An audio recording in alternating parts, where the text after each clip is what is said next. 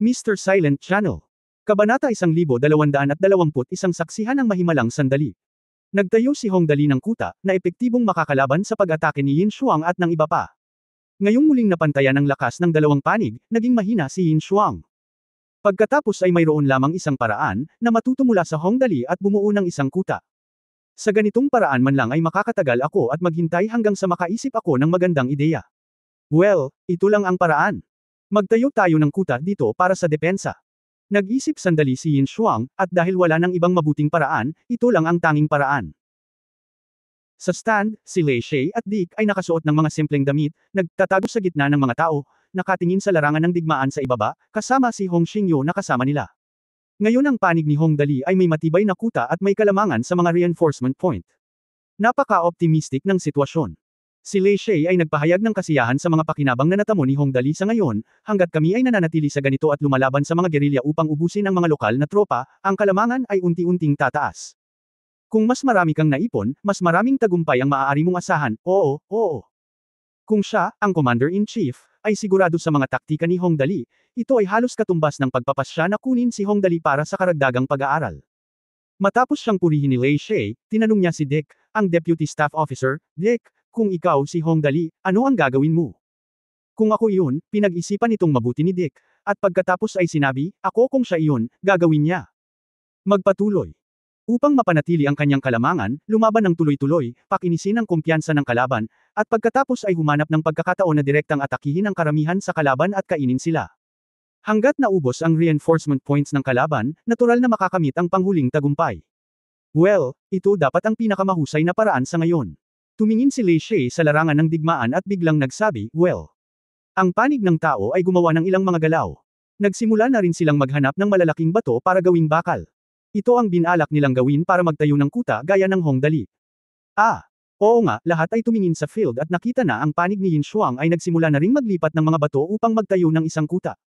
Mahigit sa 5,000 katao ang nagsimulang magtrabaho ng sama-sama, at ang bilis ng konstruksyon ay hindi kasiya siya. Mukhang hindi rin masama ang panig ng tao. Nakangiting sabi ni Lei Shay, alam ko na ang gusali A. Kuta ay isang magandang halimbawa. Natatakot ako na si Hong Dali ay nasa kaunting problema sa pagkakataong ito. Ang larong ito ay malamang na mahuhulog sa isang tug of war. Ang pakikipaglaban, iyon ang pinaka-nakakainip na paraan ng pakikipaglaban. Ang magkabilang panig ay hindi maaaring magdulot ng malaking pinsala sa isa pa. Ang isang labanan ay maaaring tumagal ng 1 buwan o 2, hanggang sa ganap na maubos ang mga reinforcement point ng huling partido. Ito ay napaka-boring. Oo, mukhang magkakaroon ng tug of war. Medyo nanghihinayang si Dick, hindi siya pumunta rito para manood ng tug of war. Habang sinasabi niya ito, bigla siyang napabulalas, tingnan mo, kumikilos si Hong Dali. Nang makitang sa wakas ay kumilos na si Hong Dali, ang mga mata ng tatlong tao ay agad na lumingon kay Hong Dali. Sa larangan ng digmaan. Dali, ano ang pinaplano mong gawin sa pamamagitan ng pagpapadala sa lahat ng iyong mga tao sa likuran upang makakuha ng mga mapagkukunan sa oras na ito? Sinatang Moxen at Hong Dali ay sumakay sa isang malagim na lobo at naglakad-lakad sa ligaw na lupa sa likod ng kuta. Sa nakalipas na 2 araw, si Yin Shuang ay marahas na binugbog ni Hong Dali. Ako ay naging mas tapat at hindi na hinaras muli. Si Hong Dali ay isang hindi mapakali na master, ngunit sa pagkakataong ito ay hindi niya alam kung ano ang kanyang gagawin. Nag-iwan lamang siya ng 1,000 tao upang bantayan ang kuta, at ang iba ay naghahanap ng mga angkop na lugar sa iba't ibang lugar sa likuran. Mga mapagkukunan para sa pagtatayo ng mga kuta. Sinasabing isang napakalakas na kuta ang itinayo sa front line. Naturally, hindi na kailangang palakasin ito muli, kaya ang mga bagong nakolektang mapagkukunan na ito. Ano ang gamit nito? Siyempre, ito ay upang magtayo ng isang kuta. Nakangiting tumingin si Hong Dali sa abalang kampo at sinabing, si Yin Shuang at ang iba pa ay malamang na hindi maglalakas loob na pumunta rito sa maikling panahon. Dahil hindi sila nang ahas na pumunta, natural silang mananatili sa kabilang bahagi ng burol. Pagong, matuto tayo kung paano bumuo ng isang kuta, at pagkatapos ay magsimula ng isang tug of war sa atin, unti-unting gumiling ng mga reinforcement point. Magtatagal ba ang labanan? Ang labanan sa pagitan ng mga Star Realms ay maaaring tumagal ng mahabang panahon kapag ito ay nasangkot. Mayroong ilang mga mabagal na labanan na tumatagal ng 2 o 3 buwan, na napaka-boring. Paano ito naging posible? Kinagat ni Hong Dali ang kanyang mga labi, napakahalaga ng aking oras, paano ko hahayaang sayangin nila ito ng ganito? Kaya, ang mga mapagkukunang ito ay magagamit ng husto sa ibang pagkakataon. Sa personal na mga salita ni Hong Dali, talagang kinasusuklaman niya ang mga bagay na masyadong ink-intensive, kaya inayos niya ang napakaraming tao upang maghatid ng mga mapagkukunan, na talagang kapaki-pakinabang. 4,000 tao ang kinailangang maghatid ng mga mapagkukunan, at sa sapat na lakas tao, mabilis ang pag-unlad. Makalipas ang mga 3 oras, sumakay si Yu Maming sa isang snow wolf para magulat, "Young Master, inihanda na ng mga kapatid ang lahat ng bagay na binanggit mo, ngunit hindi ko alam kung para saan ang plano mong gamitin ang mga ito. Kailangan mo bang dalhin namin ito sa kung saan?" "Bueno, sabihin sa mga kapatid," sabi ni Hong Dali na parang agila ng bundok sa oras na ito, "paghiwalayin ang isang pangkat na magtatayo ng gate at pader ng lungsod sa aming pangunahing base. Palakasin ang lahat, tandaan na maging malakas. Ito." Matapos marinig ang mga salita ni Hong Dali, si Yu Maming ay natigilan saglit at maingat na nagtanong, "Young Master, ang ating frontline ay napakalakas at hindi madaling masira. Hindi na kailangang gumawa ng anuman sa pangunahing base sa likod, tama?" Ayon sa kanyang ideya, ang harap ay napakalakas, at ang mga mapagkukunang ito ay dapat ilagay sa harap na linya, ngunit nais ni Hong Dali na pagsamahin ang likuran. Ano ang ibig sabihin nito? Huwag kang mag-alala, ang taong bundok ay may sariling matalinong plano, hehe. Sumuko si Hong Dali at hindi na nagsalita. Ang sabi lang niya, "Sundan mo lang ang sinabi ko. Tandaan mo, kalahati ng resources, huwag masyadong gumamit." Okay, nakuha ko. Ngayong sigurado na si Hong Dali, si Yu Maming, ang bagong na-promote na talunan, ay natural na walang pagpipilian kundi gawin ito. Ngayong ligtas na ang harapan, mas maraming manpower ang maaaring ilaan sa likod para sa konstruksyon. Mahigit 4,000 katao ang naghati sa kalahati ng mga nakolektang mapagkukunan at dinala silang lahat sa gate ng pangunahing base sa likod ayon sa sinabi ni Hong Dali. Nagtawanan at nagbibiruan ang lahat. Simulan mo lang ang pagtatayo. Paano kung magsaya kasama ang Young Master? Hindi na kailangang gamitin ang iyong utak. Sundin lamang ang mga utos. Mahigit sa 4,000 katao ang nagtulungan upang maitayo ito sa napakabilis na bilis. Sa loob lamang ng kalahating araw, isang malakas na kuta ang lumitaw sa tarangkahan ng pangkalahatang base. Ang kuta na ito ay kasing lakas ng unang kuta. Hindi kalabisan na sabihing may 1,000 tao ang nagbabantay dito. Kahit na dumating ang lahat ng 5,000 katao mula sa Yinshuang, hindi ito magiging madali upang makuha ito. Okay, hahaha. Tumingin si Hong Dali sa kuta nang may kasiyahan at tumawa, "Sa mabuting tao na ito, sa palagay ko ay malapit nang matapos ang larong ito." Ay, malapit nang matapos ang laro. Ganun ba Kab-Iles? Sa pamamagitan nito, maaaring matapos ang laro. Curious na tanong ni Tang Moxon, ano ang silbi ng bagay na ito? Ang Yinshuang ay mayroon pa ring higit sa 70,000 reinforcement point. Hindi ito maubos ng ganoon Kab-Iles, tama ba? Nagkatinginan ang lahat, hindi ba? With more than 70,000 reinforcement points, kahit tumayo ka at hilingin kang pumatay, kailangan mong pumatay ng mahabang panahon, di ba? Paano kaya mabilis matapos ang laro? Huwag kang mag-alala, kailangan nating kumilos ngayon, ngumiti si Hong Dali, at pagkatapos ay nagsimulang magtalaga ng mga susunod na gawain, ang unang koponan at ang pangalawang koponan ay mananatili dito upang bantayan ang huling base camp, naiintindihan mo ba? Si Hong Dali ay hindi madaling magsalita ng walang kaparirikan. Siya ay natural na may sariling intensyon sa paggawa ng kaayusan na ito. Ang kapitan ng unang koponan, si Ling Xiaoyi, at ang kapitan ng pangalawang koponan, si Li Yang, ay agad na tumango, naiintindihan ko, nangangako akong magtatanggol hanggang wakas. Bueno, kung ang iyong likuran ay hindi nasira, kung gayon walang problema. Tumango si Hong Dali at nakangiting sinabi, "Okay, lahat ng iba, sundan mo ako pabalik sa harapan." Susunod, oras na para masaksihan ang himala. Nang gabing iyon, 3:30 na ng umaga. 4,000 tao ang lumabas mula sa kuta ng Hong Dali. Sa madaling salita, maliban sa 1,000 tao na nagbabantay sa huling base camp, lahat ng mga tao sa unahan ay sumunod kay Hong Dali at umalis sa madilim na gabi. Sa isang maangin na gabi, nagtago siya patungo sa resurrection point ng Yinshuang, na nasa tapat ng kanyang kuta.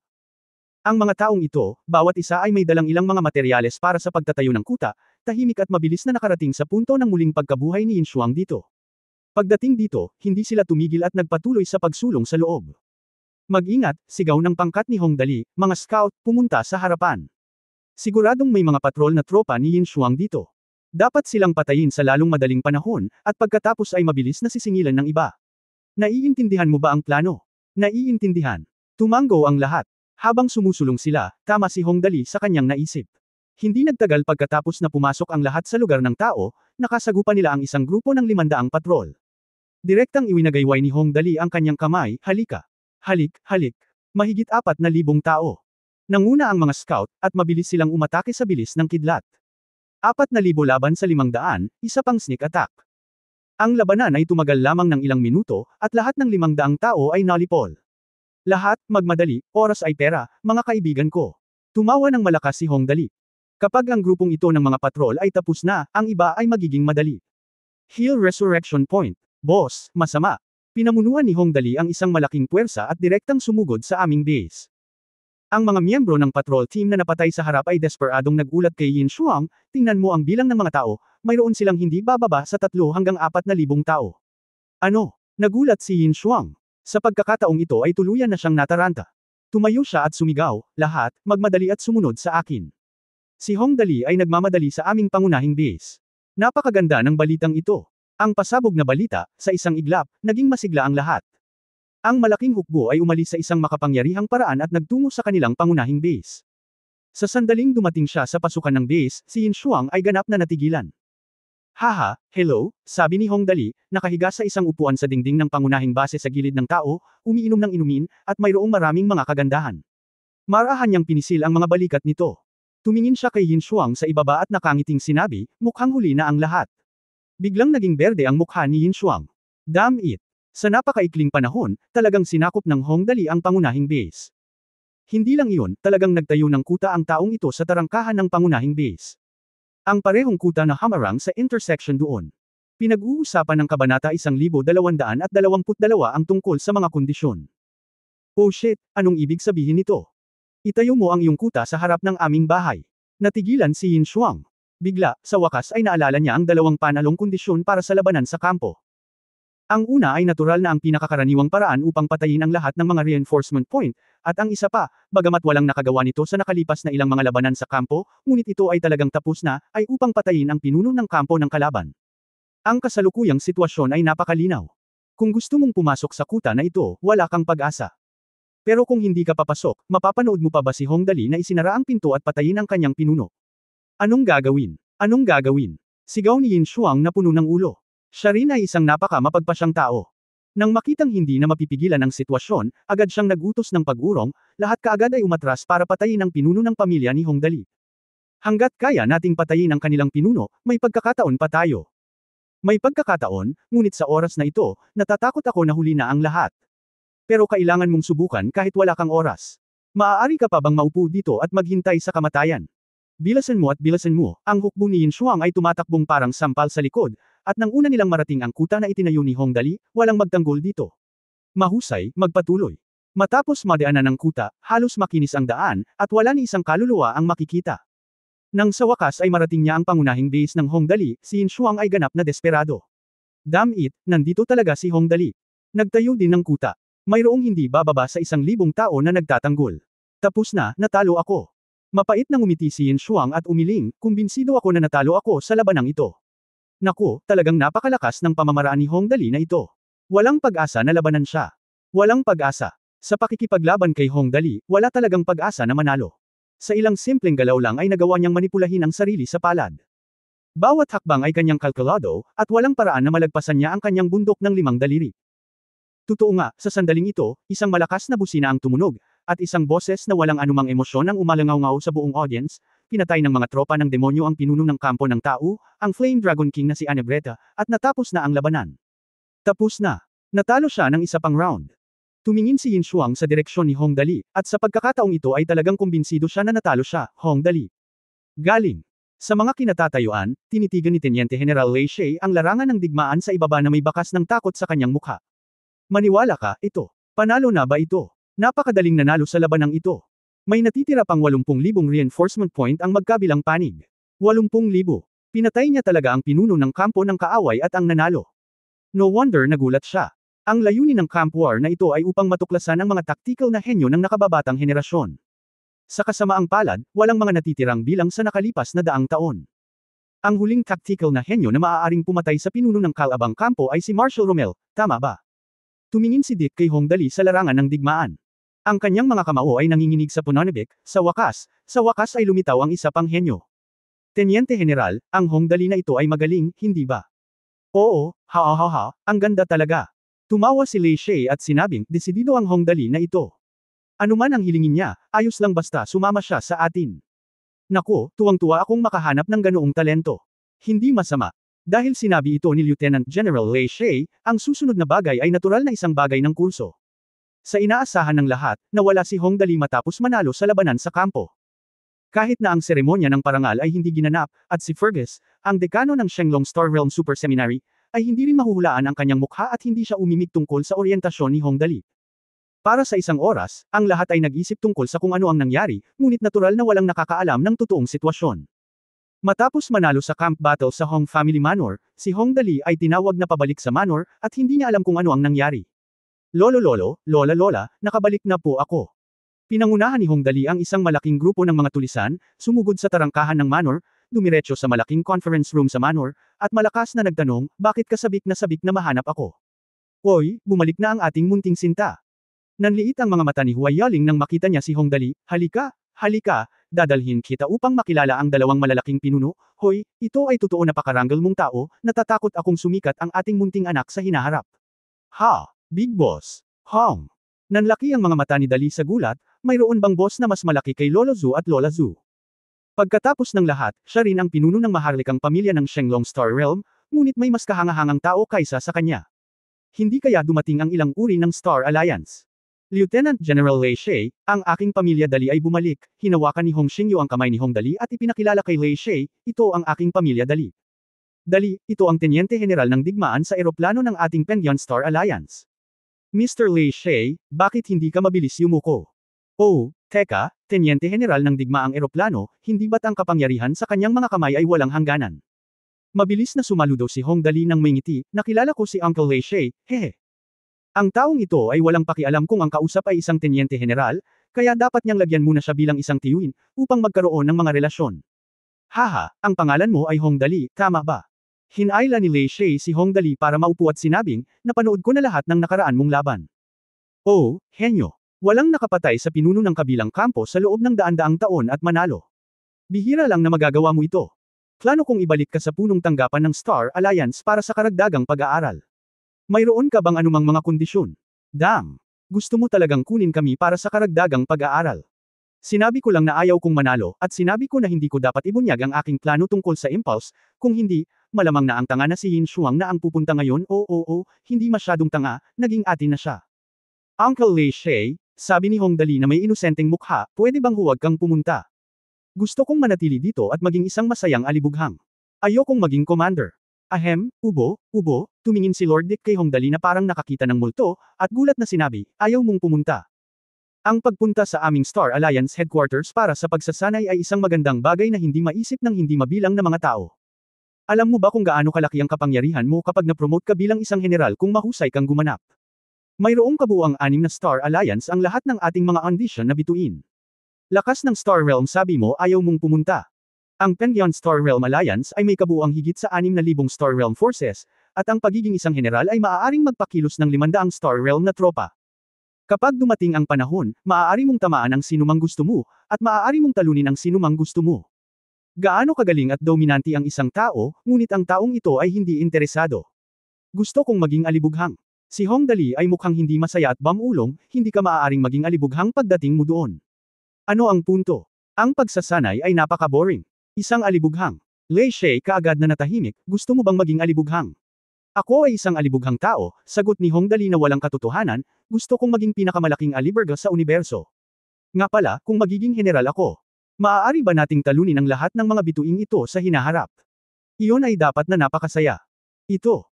Nagkatinginan sina Lei She at Dick, at pagkatapos ay nagngangalit ang kanilang mga ngipin, okay? Kung gusto mong gumastos ng pera, ako mismo ang magdedesisyon pagdating mo doon, at aaprubahan ko ang 500 bilyong astral na barya para sa iyo. Maaari kang gumastos ng maraming pera hanggat gusto mo. Oh, kalimutan mo na.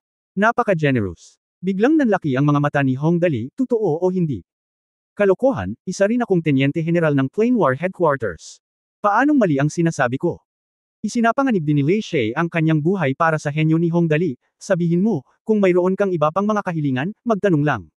Ngayon na. Ang alibughang usapin ay naayos na, si Hong Dali ay likas na hindi magalang. Anyway, kung husgahan ang ugali ng kabilang partido, siguradong hindi ako makakatakas. Kaya't direkta niyang kinausap ang leon, ako ay isang alibughang anak.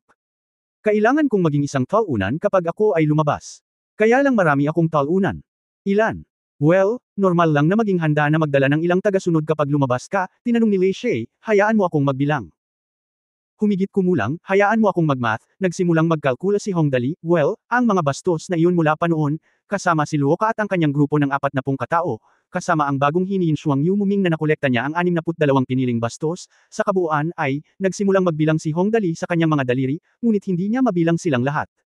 Kung tutuusin, mas kilala siya ni Gu Feifei, na nasa tabi niya, 150, sapat na ang bilang na ito. 2. 100. Natakot pa rin si Hong Dali na hindi ito sapat, kaya tiyak na nagdagdag siya ng 50, 200 mga idiot, walang problema, tama ba? Ikaw bastard, naghahanap ka ng kamatayan. Halos magalit si Lei Shay sa kanya, papatayin mo kami. May pagsasanay doon, naiintindihan mo ba? Hindi ka namin hinihiling na magbakasyon. Mayroong 200 talunan. Sa lugar na ito. Bakit ang dami mong natatalo? 200 lang.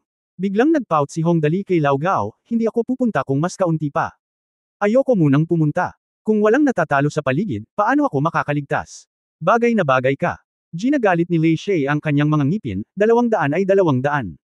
At, tiningnan ni Hong Dali ang maputlang mukha ni Lei Shay at sa wakas ay ginawa ang kanyang huling kahilingan, kailangan kong maghintay ng ilang sandali. Hindi ako makakapunta doon, ngunit si Lolo dito ay magkakaroon ng tunggalian sa ulo ng pamilya Zhou. Hindi ako pwedeng bumitaw hanggat hindi natatapos ang tunggalian. Ang tunggalian sa pagitan ng pamilya Hong at ng pamilya Zhou ay palaging nasa puso ni Hong Dali. Tulad ng alam ng lahat, ang taong ito ay isang napaka-protective na tao. Kung hihilingin mo sa kanya na umalis bago matukoy ang mananalo, hindi siya aalis kahit na siya ay pinatay. Ito ay madaling hawakan. Ayaw umalis ni Hong Dali dahil dito, ngunit sa mga mata ni Teniente General Lei Shay, ang ganitong bagay ay wala lang, Dick, ikaw ang may pananagutan sa paghawak sa bagay na ito dito. Ang kanilang kung si Bayan ay maglakas loob na huni, papatayin ko ang kanyang pamilya. Ibabalik ko muna ang taong ito sa punong tanggapan. Ang gyera sa eroplano sa T-Star Realm, kaya doon muna ako mag-ensayo. Naiintindihan. Agad namang yumuko si Dick at nagsimulang tumawag ng mga tao. Chapter 1223 Aminin mo kahit aminin mo kahit hindi mo aminin. Si Zhu Yunzhou ay nakaupo sa sikretong silid na nagsasanay. Sa una, dapat ay wala siyang alam sa kanyang sariling mga gawain sa oras na ito, ngunit sa ilang kadahilanan ngayon, ang kanyang kaliwang talukap ay patuloy na kumikibot. Sa lakas niya ngayon, halos lahat ng parte ng katawan niya ay nakontrol niya, pero may nangyaring ganito kaya hindi siya mapakali at hindi mapakali. Kakaiba, bakit pakiramdam ko laging may mangyayari ngayon? Sa pag-iisip nito, dahan-daang tumayo si Zhu Yunzhou at lumabas ng pinto. Paglabas niya, nakita niya ang kanyang anak na si Zhu Ningyo na tumatakbo na may halong takot. Pagkakita pa lang niya sa kanya pagkatapos ay nag-aalalang sinabi niya, pare, hindi mabuti, may darating mula sa itaas. Nasa sala sila ngayon. May manggagaling sa itaas. Sumimangot si Zhu Yunzhou at sinabing, sino ang nandito? Mula sa Star Alliance. Nabalitaan ko na siya ang Deputy Staff Officer ng Star Alliance Plane War. Hinihintay kanyang umalis. Puno ng pag-aalala ang mukha ni Zhu Ningyo. Alam ng mga tao sa bahay na hindi magandang bagay ang sitwasyong ito. Pupunta ako kaagad. Huminga ng malalim si Zhu Yunzhou, at pagkatapos ay nagmamadaling tinungo ang conference room kasama ang kanyang anak na si Zhu Ningyo. Hindi nagtagal ay nakarating na siya sa conference room. Pagpasok pa lang niya sa pinto ay naramdaman niya ang malamig na hangin na tumama sa mukha niya. Maya-maya ay nakita niya si Dick na nakaupo sa gitna ng conference room. Mabilis siyang humakbang pasulong, pinagsalikop ang kanyang mga kamay at sinabing, ako si Zhu Yunzhou, hindi ko alam. Kamahalan. Deputy Staff Officer ng Penguin Star Alliance Plane Combat Command, Dick. Hindi bumangon si Dick, umupo lang siya sa kanyang upuan, tumingin kay Zhu Yunzhou, at mahinang nagsabi, narinig ko na determinado kayo ni Hong Xingyo. Pumunta ako dito. Para pagsisihan ang engagement ko diba? Pumunta ako dito para pagsisihan ang engagement ko.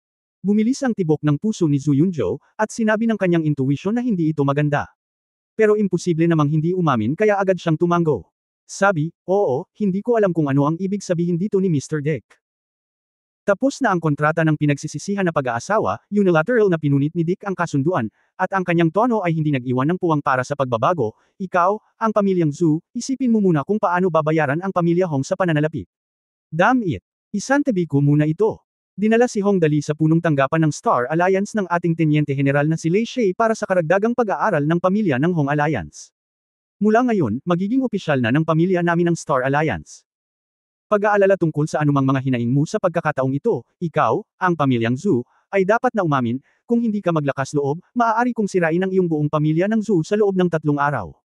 Sinabi niya ito, at sa wakas ay idinagdag, hindi ako nagbibiro, ang aming Teniente General na si Lei Shay ay determinado na manalo sa Hong Dali, at sasang-ayon kami sa lahat ng mga kondisyong imumungkahi niya. Flop makinig. Matapos marinig ang mga salita ni Dick, sinampal ni Zhu Yunzhou ang kanyang kwitan. Dumiretso siya sa upuan. This time, problemado na talaga siya, and the worst part is that he didn't even have a chance to stand up. Pumasok si Hong Dali sa punong tanggapan ng Star Alliance para sa karagdagang pag-aaral.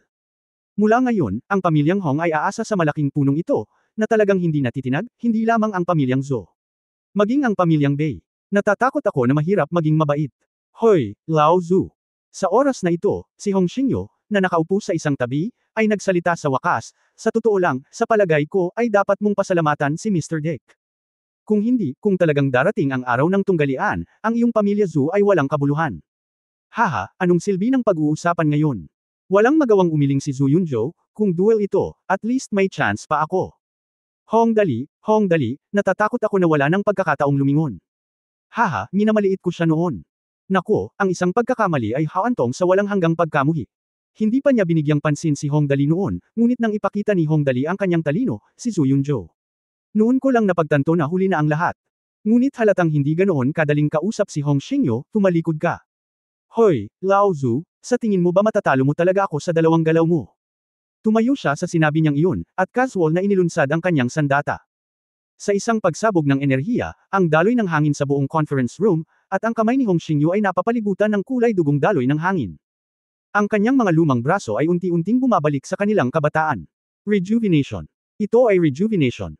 Naramdaman ang nakakatakot na daloy ng enerhiya sa silid, agad na nagbago ang ekspresyon ni Zhu Yunzhou. Hindi niya inaasahan na makakapag-practice si Hong Xingyu hanggang sa kaya niyang pabutin ang kanyang sarili. At ang hindi pangkaraniwang bagay na ito ay maaari lamang magpakita ng isang bagay, iyon ay, ang lakas ni Hong Xingyu ay bumagsak sa tuktok ng Star Realm at ganap na nakapasok sa Star Realm level. Dahil, ang rejuvenation ang simbolo ng Star Realm. Ang paglagpas sa mga limitasyon ng buhay, ang haba ng buhay ay maaaring lubos na mapabuti. Tama, tumingin si Hong Xingyu kay Zhu Yunzhou. Sa oras na ito, hindi na niya inisip na si Zhu Yunzhou ang kanyang kalaban, kailangan kong pasalamatan ang aking pamilya para dito. Hehe, binigyan niya ako ng isang magandang libro, The Plane of Cultivation. Ang tunay na top secret book. The Record of the Ancient Blood Emperor. Matapos matuklasan ni Hong Dali ang aklat na ito sa Azeroth, agad niyang kinopya ang nilalaman at ipinadala ito kay Hong Xingyu. Pagkatapos nitong ilang araw ng pagsasanay, talagang nalagpasan niya ang bottleneck at opisyal na pumasok sa antas ng Astral. Naku, parang natalo pa rin ako. Mahinang sumandal si Zhu Yunzhou sa upuan. Sa oras na ito, wala siyang posibilidad na bumaligtad. Nagpunta si Hong Dali sa punong tanggapan ng Star Alliance para sa karagdagang pag-aaral, habang si Hong Xingyu ay pumasok sa Star level upang pabutin ang kanyang sarili. Ano pa ang magagawa niya? Sabihin mo sa akin, paano mo gustong bayaran ko? Tumingin si Zhu Yunzhou kay Hong Xingyu, maaari kang gumawa ng mga kondisyon, sumasang-ayon ako ng walang kondisyon. Napakasimple ng mga kondisyon, itinago ni Hong Xingyu ang kanyang mga kamay sa likod at dahan-daang sinabi, 90% ng yaman ng pamilya Zhu, ililipat ito sa pangalan ng pamilya ko. Ang natitirang 10% ay gagamitin para sa iyong pagre-retiro. Maipapangako kung hindi ko ito gagalawin. Okay, promise ko sa'yo. Pagkatapos ng lahat, siya ang pinuno ng pamilya Zhu, at kayang gawin ito ni Zhu Yunzhou. Agad na tumango ang lalaking namamahala sa mahalagang bagay, salamat sa iyong awa. Aayusin ko ang ari-arian at bibigyan kita ng tugon sa loob ng 3 araw. Okay, tama na. Ang mga mata ni Hong Xingyu ay kumislap, napagpasyahan kong hayaan si Yeye sa posisyon mo. Okay lang bang magmana ng pamilya? Walang problema, kung ano pa ang masasabi sa oras na ito, tuwirang sumang-ayon si Zhu Yunzhou. Ang susunod na hakbang ay ibigay sa kanya ang manor na ito bilang aking personal na regalo. Haha, mawawala sa akin ang lahat ng ito ng sabay-sabay. Lahat ay kalooban ng Diyos. Kapag natapos na ang lahat, aalis ako dito at maghanap ng lugar kung saan walang sinuman sa paligid hanggang sa mamatay ako. Kailangan kong magpasalamat kay Mr. Hong sa iyong awa. Tumayo siya at yumuko ng malalim kay Hong Xingyu. Yumuko. Sa pagkakataong ito ay sinsero niya itong sinadya, nang walang anumang kasinungalingan. Talagang iniligtas ni Hong Xingyu ang kanyang buhay, at iniligtas din ang buhay ng kanilang buong pamilya Zhu. Kung hindi, sa kasalukuyang lakas ni Hong Xingyu, kung direktang hihilingin niya ang isang tunggalian kaagad, ang pamilya Zhu ay tiyak na mawawala sa mundong ito. Ngunit nag-iwan pa rin siya ng paraan para mabuhay si Zhu Yunzhou at hindi silang lahat napatay. Hindi ito dahil malambot ang puso ni Hong Xingyu, ngunit higit sa lahat dahil sinusubukan niyang makakuha ng ilang kabutihan para kay Hong Dali. Para sa maliit na batang ito sa kanyang pamilya, tiyak na hindi makakagawa ng 79 si Hong Xingyu kung kaya niyang gawin ang 100%. Ngayong naayos na ang mga gawain ng pamilya Zhu, natural na sa pamilyang Bei ang susunod na hakbang. Bilang resulta, bago makaalis si Hong Xingyu, si Bei Mingxian, ang pinuno ng pamilyang Bei, ay nagmamadaling tumakbo. Pagkapasok niya sa pinto, nagmamadali siyang nagsabi, nakilala ni Bei Mingxian, ang pinuno ng pamilyang Bay, ang staff officer. Humph, napaaga ka naman. Malamig na bumantong hininga si Dick at sinabing, ikaw at ang pamilya Zhu ay nagbabalak laban sa pamilya Hong.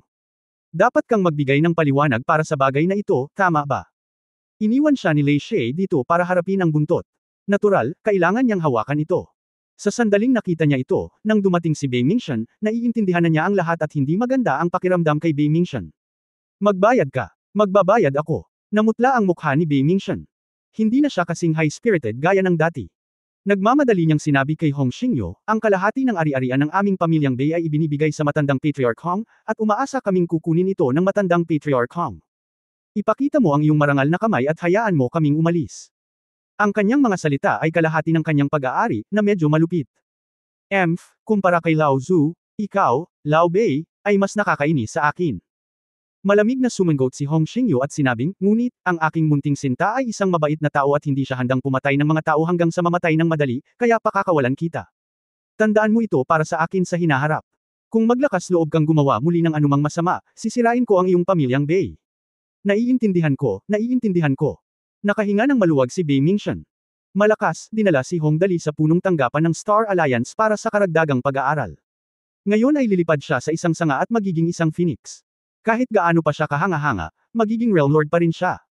Pagkatapos mag-aral doon si Hong Dali, magiging inspector level figure siya. Masyadong madali para sa kanya, kaya mas mabuting sumuko na ako at least ligtas ang pamilya ko. Okay, dahil pumayag na ang lahat, naayos na. Dahan-daang tumayo si Mr. Dick, sinulyapan muli sina Zhu Yunzhou at Bei Mingshan, at sinabing mapang-asar, mahirap talaga para sa iyo na maging padre de pamilya. Habang sinasabi niya ito, naglakad siya palabas, at mabilis na sumunod si Hong Xingyu, naiwan sina Zhu Yunzhou at Bei Mingshan na nag-iisa, bumantong hininga. Sa pagkakataong ito, ganap na natapos ang pamilya Bei at ang pamilya Zhu. Ang pamilyang Zhu ay tiyak na nabunot, at kahit ang Shenlong Star ay hindi maaaring manatili. Malubhang napinsala din ang pamilya Bei. Kung gusto nilang gumawa ng ilang splash sa hinaharap, maaaring wala silang pagkakataon. Ang pamilyang Hong ay nag-iisang sumuporta sa pamilyang Ye upang maging isa sa tatlong pangunahing pamilya. Mula ngayon, ang pamilyang Hong at ang pamilyang Ye ay magkakaisa, at ang buong Shenlong Star Realm ay ganap na tatakpan ng langit gamit ang isang kamay, para makasigurado. Sa internet, ang balita na ang pamilya Zhu ay ganap na pinaalis sa Shenlong Star ay kumalat sa buong lungsod sa loob lamang ng kalahating oras. Pinag-uusapan ito ng lahat. Narinig mo ba? Ang pamilya Zhu ay may problema sa oras na ito. Ang pamilya Hong ay may problema. Sa pagkakataong ito, siya ay talagang pumailan lang sa langit. Siya ay direktang dinala sa punong tanggapan ng Star Alliance para sa karagdagang pag-aaral. Pagkatapos niyang bumalik mula sa karagdagang pag-aaral, siya ay isang inspector sa pinakamahusay. Siya ay napakahusay. Nabalitaan ko na napakalaki niya. Kung hindi ko malalaman ang balita, mawawala ng saysay ang buhay ko. Sa pagkakataong ito ay iniwan ng pamilya Zhu ang Shenlong Star at ang pamilyang Ye ang pumalit. Malubhang napinsala din ang pamilyang Bei. Mula ngayon, ang mukha ng pamilyang Hong ang nakikita ko. Napakagaling ni Hong Dali. Napakalakas ng alyansa sa pagitan ng pamilyang Bei at ng pamilyang Zhu na ganap na nabura sa loob lamang ng 2 buwan. Naghihintay ako na makakita ng tunggalian noon. Damn it, sino ngayon ang maglalakas loob na manggulo sa pamilya Hong? Hindi ba't humihingi ng kamatayan iyan? Bumalik na si Mr. Hong sa kanyang katandaan, at malamang na malapit nang mamatay ang matandang lola na si Hua Yaling. Naku, wala talagang paghahambing sa pagitan ng mga tao. Kabanata 1224, labanan laban sa 5 scum Hong Dali. Ang lahat sa Shenlong Planet ay nagsasalita tungkol sa pagbagsak ng pamilyang Zhu at sa pagbangon ng pamilyang Ye. Kasabay nito, sa mabituing kalangitan ng universo, sa spacecraft na patungo sa punong tanggapan ng Star Alliance. Sasabihin ko lang, sabihin mo kay Dali, kuya, good mood ako. Maganda ang mood ni Kung sa oras na ito. Palagi niyang naramdaman na ang pagiging bitch ni Hong Dali ay ang pinakamatalinong desisyon sa buhay niya. Well, totoo naman. May future pa si Kuya Dali. Tumingin si Ma'am sa mabituing kalangitan sa labas at mahinang nagsabi, sino ang mag-aakala na lalabas tayo ng ganito at dumiretso sa headquarters ng Star Alliance? Kalimutan na natin ito. Upang makapag-aral doon, kailangan mong maging isa man lang sa top 3 sa martial arts exchange meeting, at kailangan mong dumaan ng hindi bababa sa 38 hakbang sa daan patungo sa mga Diyos, para magkaroon kaagad ng pagkakataon.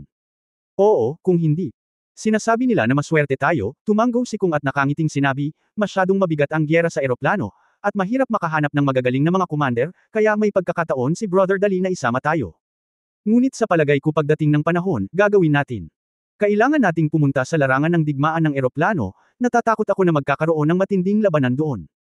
Hindi mahalaga kung ito ay isang mabangis na labanan, kumbinsido si Yin Shuang na maging alipin ni Hong Dali sa pagkakataong ito, kaya maaari niyang sundan siya sa punong tanggapan ng Star Alliance.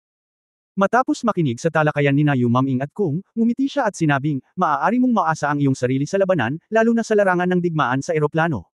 Bagamat mapanganib doon, marami ring pagkakataon. Ikaw, ngumiti si Yu Maming at martilyo. Sinuntok niya ito, sabihin mo sa akin dali. Paano mo nabuo ang kaharian?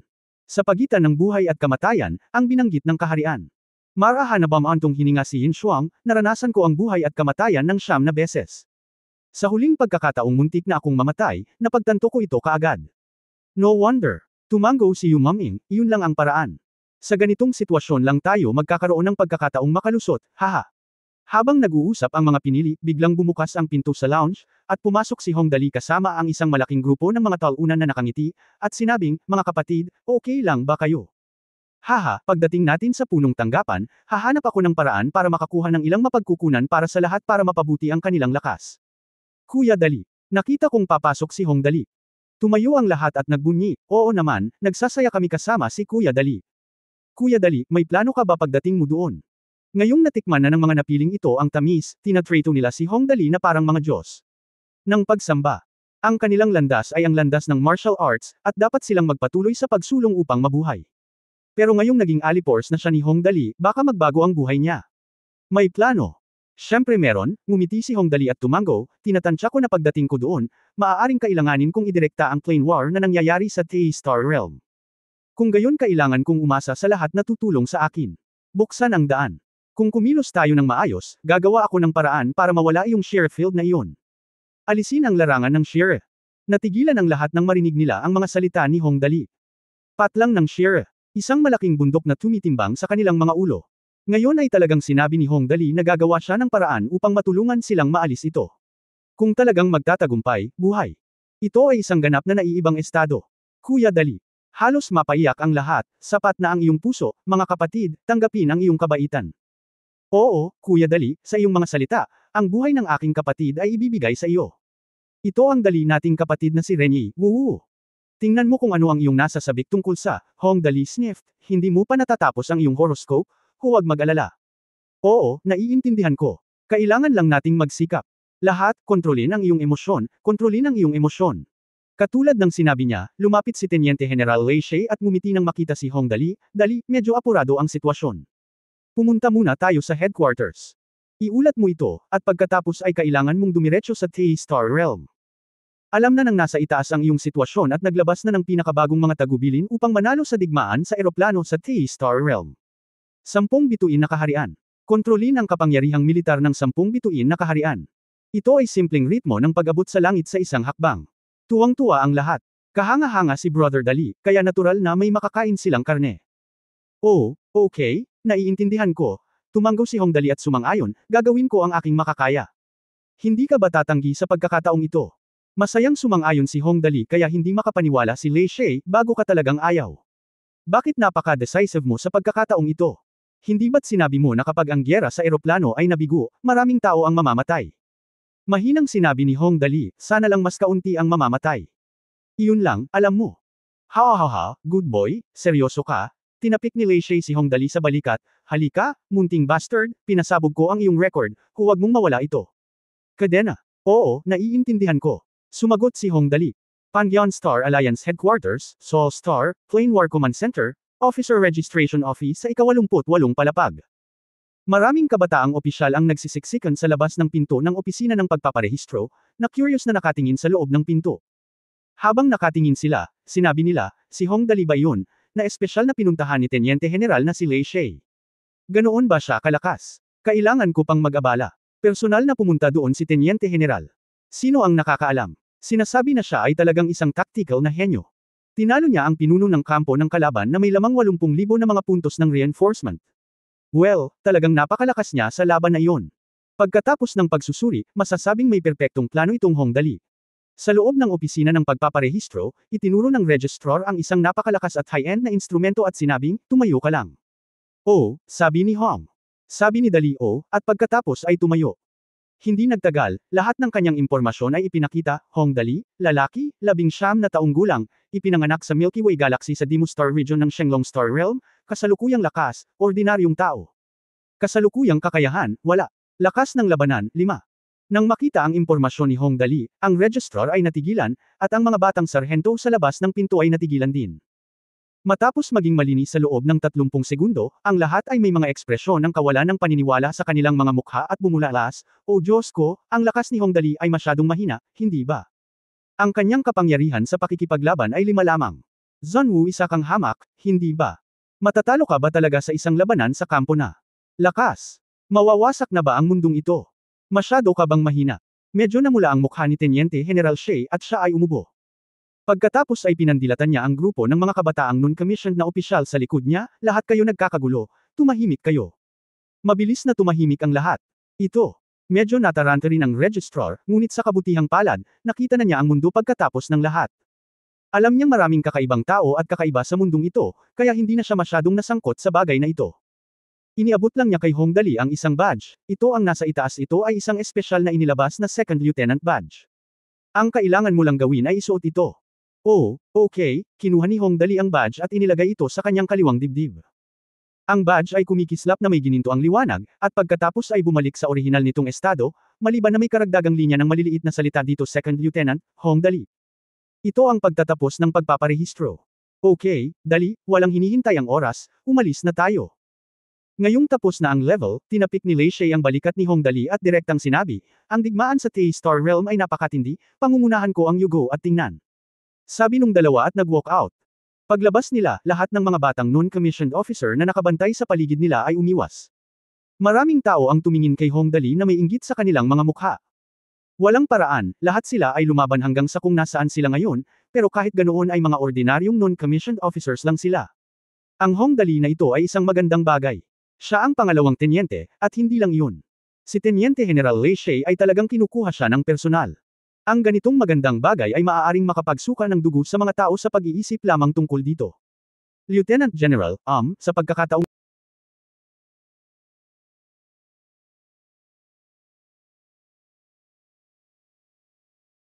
ito ay tumayo mula sa karamihan ng isang batang hindi komisyonado na opisyal. Ang karatula sa kanyang kaliwang dibdib ay nagpakita ng mga salitang, Master Chief, Li Longfei, at sinabing, gusto ko ring sumama sa iyo. T-Star Realm, okay. Sa pangunguna niya, sabay-sabay na tumango ang iba, na nagpapahayag ng kanilang pagnanais na makita kung gaano kahanga-hanga ang Hong Dali na ito. Paanong hindi nakita ni Lei Shea ang ibig sabihin ni Li Longfei? Nag-isip siya sandali, pagkatapos ay tumango at sinabing, sige, lahat, sumama ka sa akin. Bibigyan kita ng praktikal na aralin. Tinapik niya ang kamay ni Hong Dali habang nagsasalita. Malakas niyang pinisil ang kanyang mga balikat at sinabing, magayos ka at huwag mo akong ipahiya. Napaka-pressure, ngumiti si Hong Dali. Wala man lang siyang nararamdaman. Tumango lang siya at sinabing, I'll try my best. Well, try to pumatay as few people as possible.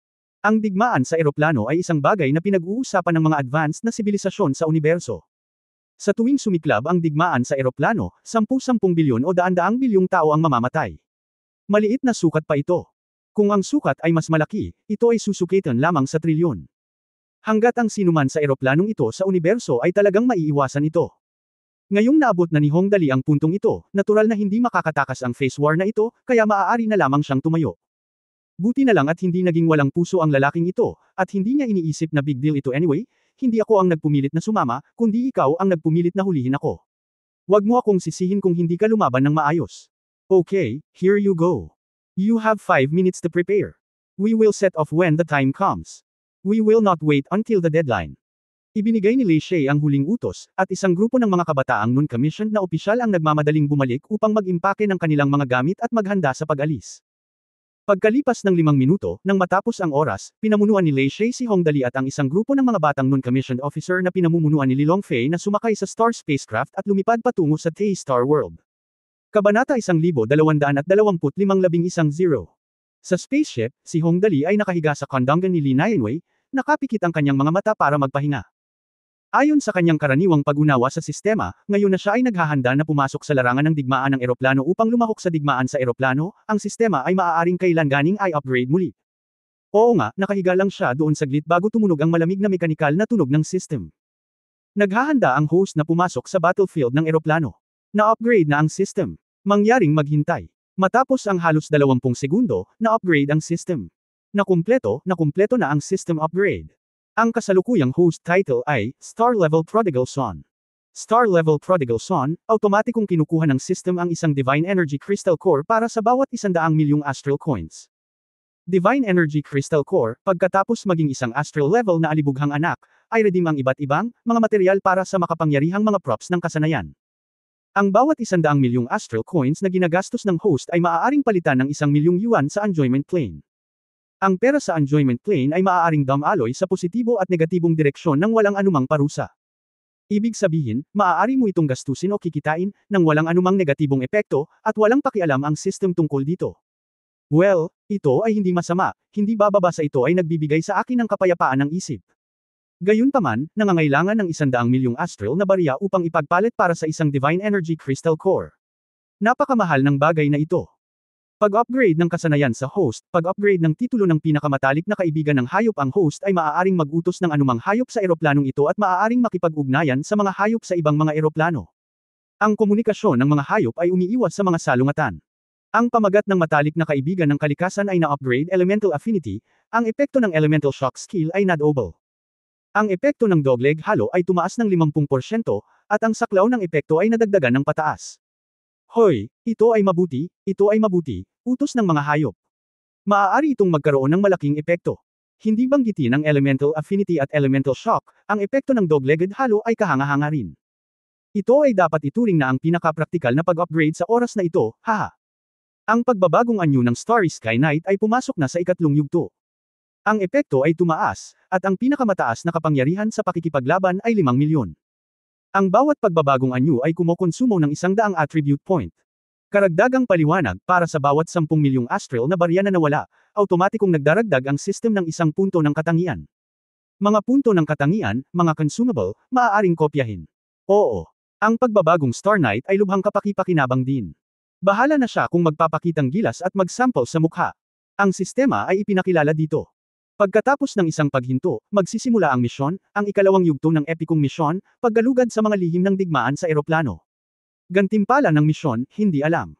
Ang iyong kapatid na babae, ano ang hindi alam na gantimpala sa misyon?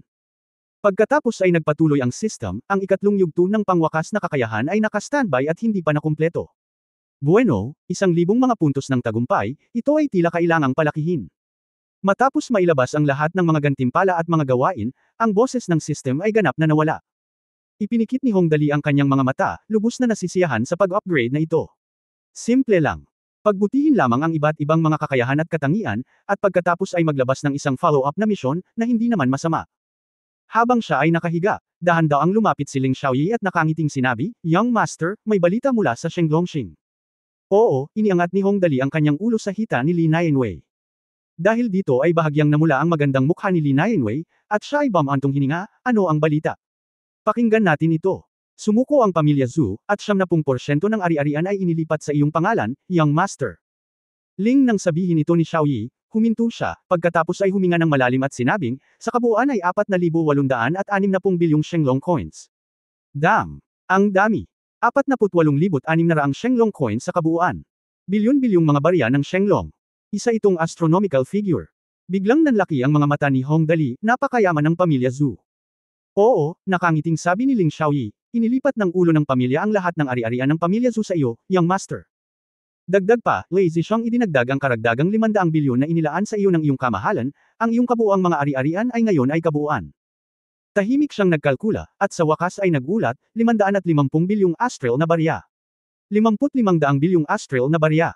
Napakalaki ng bilang na ito, hindi ba? Ngumuso si Hong Dali, ilan ang mga 0?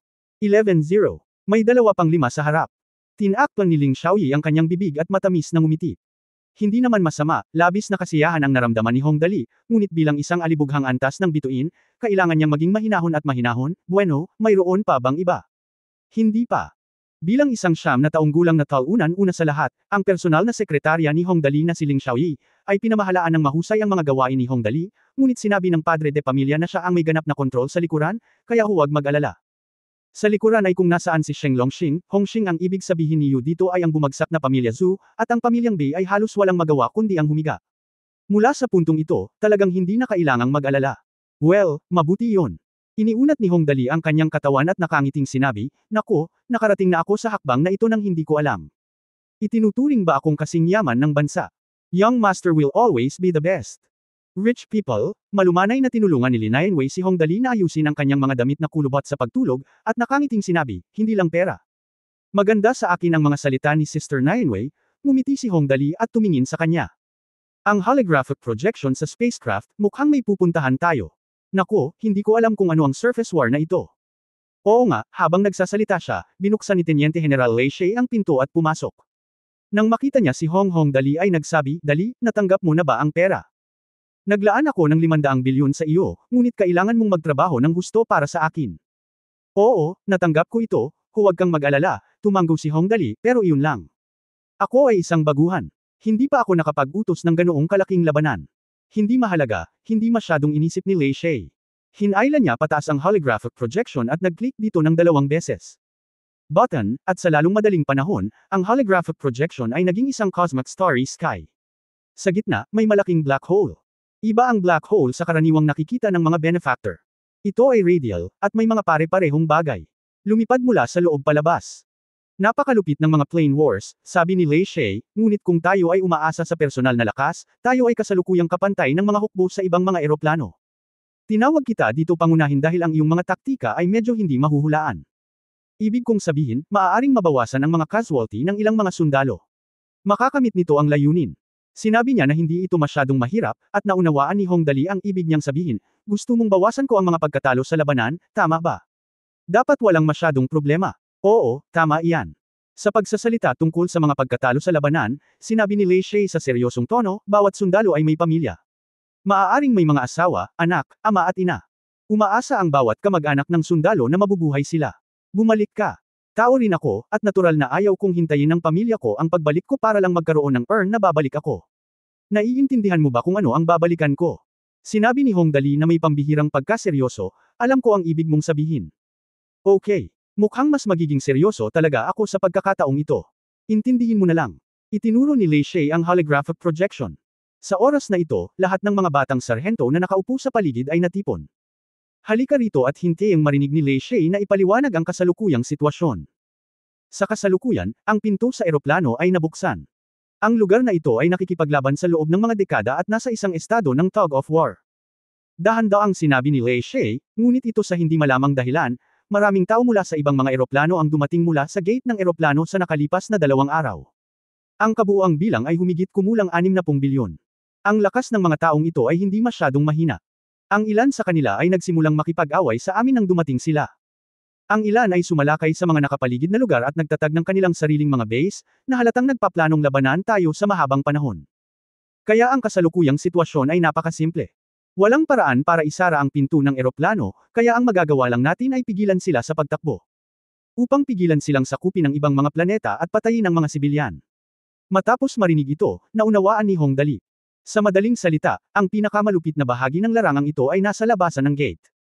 Ito ay isang ganap na mahirap na labanan dito at maaari lamang salakayin sa pamamagitan ng puwersa.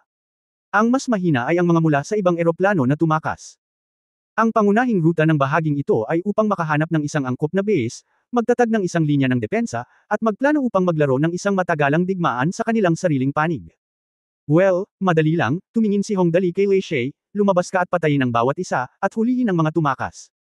Hindi ba iyon na ang katapusan? Simple. Matiim na pinandilatan ni Lei Shei si Hong Dali, napakalaki ng universo. Alam mo ba kung gaano kalaki ang diameter ng gate ng eroplanong ito? 3 light years.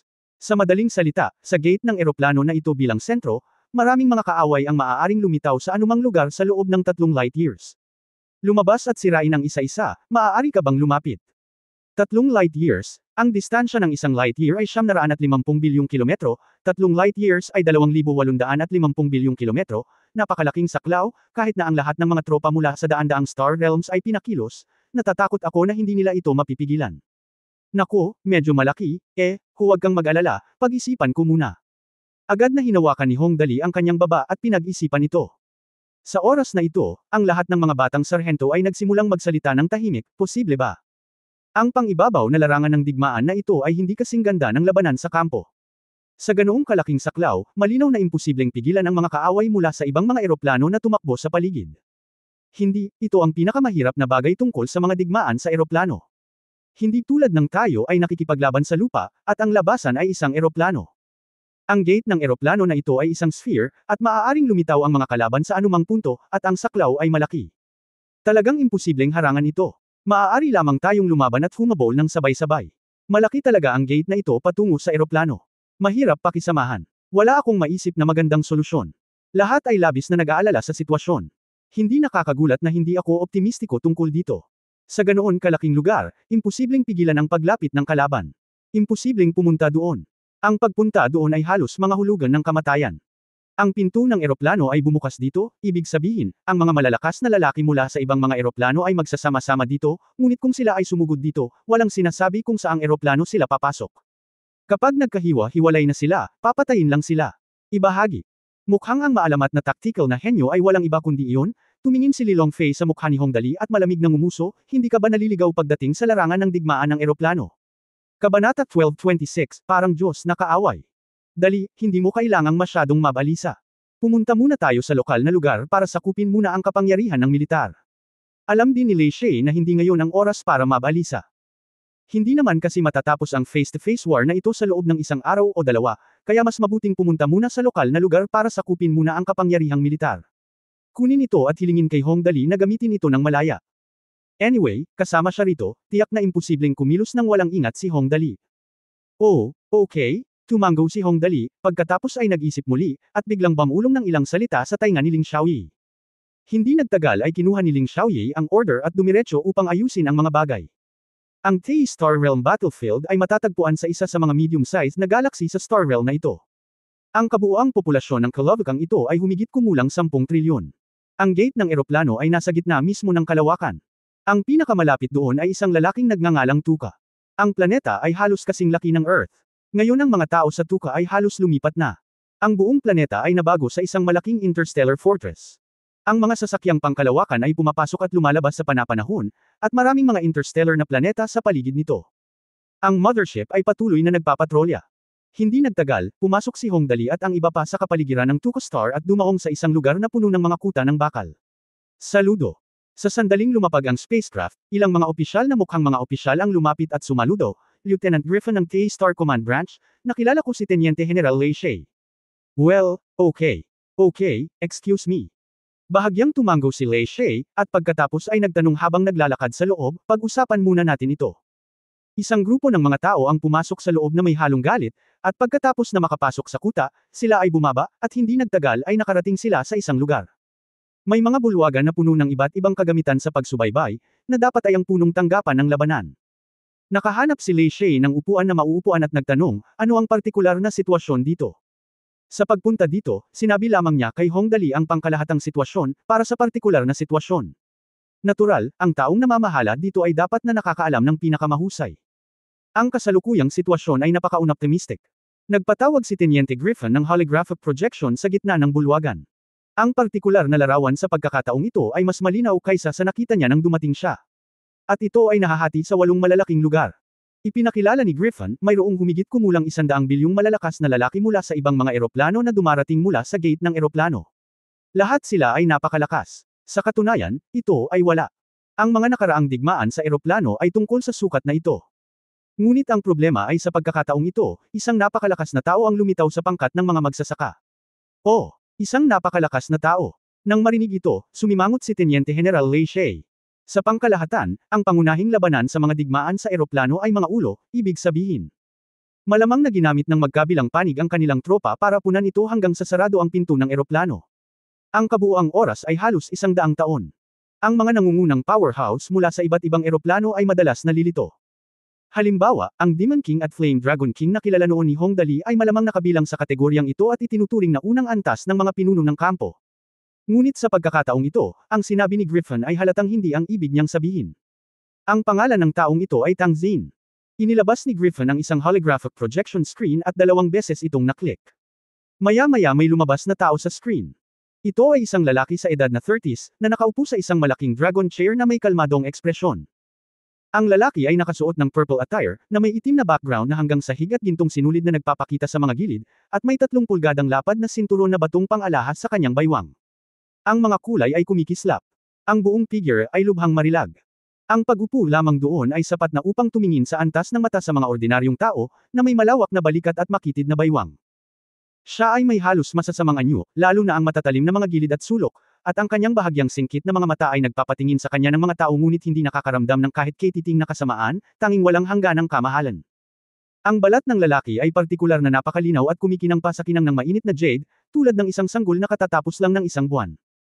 Siya ay may mahaba, may kantab na itim na buhok na nakabahagi sa gitna, isang tuwid at tuwid na ilong, mga mata na kasing liwanag ng kidlat, at isang pulang dugo na hugis phoenix na birthmark sa kanyang noo, na tumutugma sa pisikal na anyo ng kanyang Yuan Ting Yuji.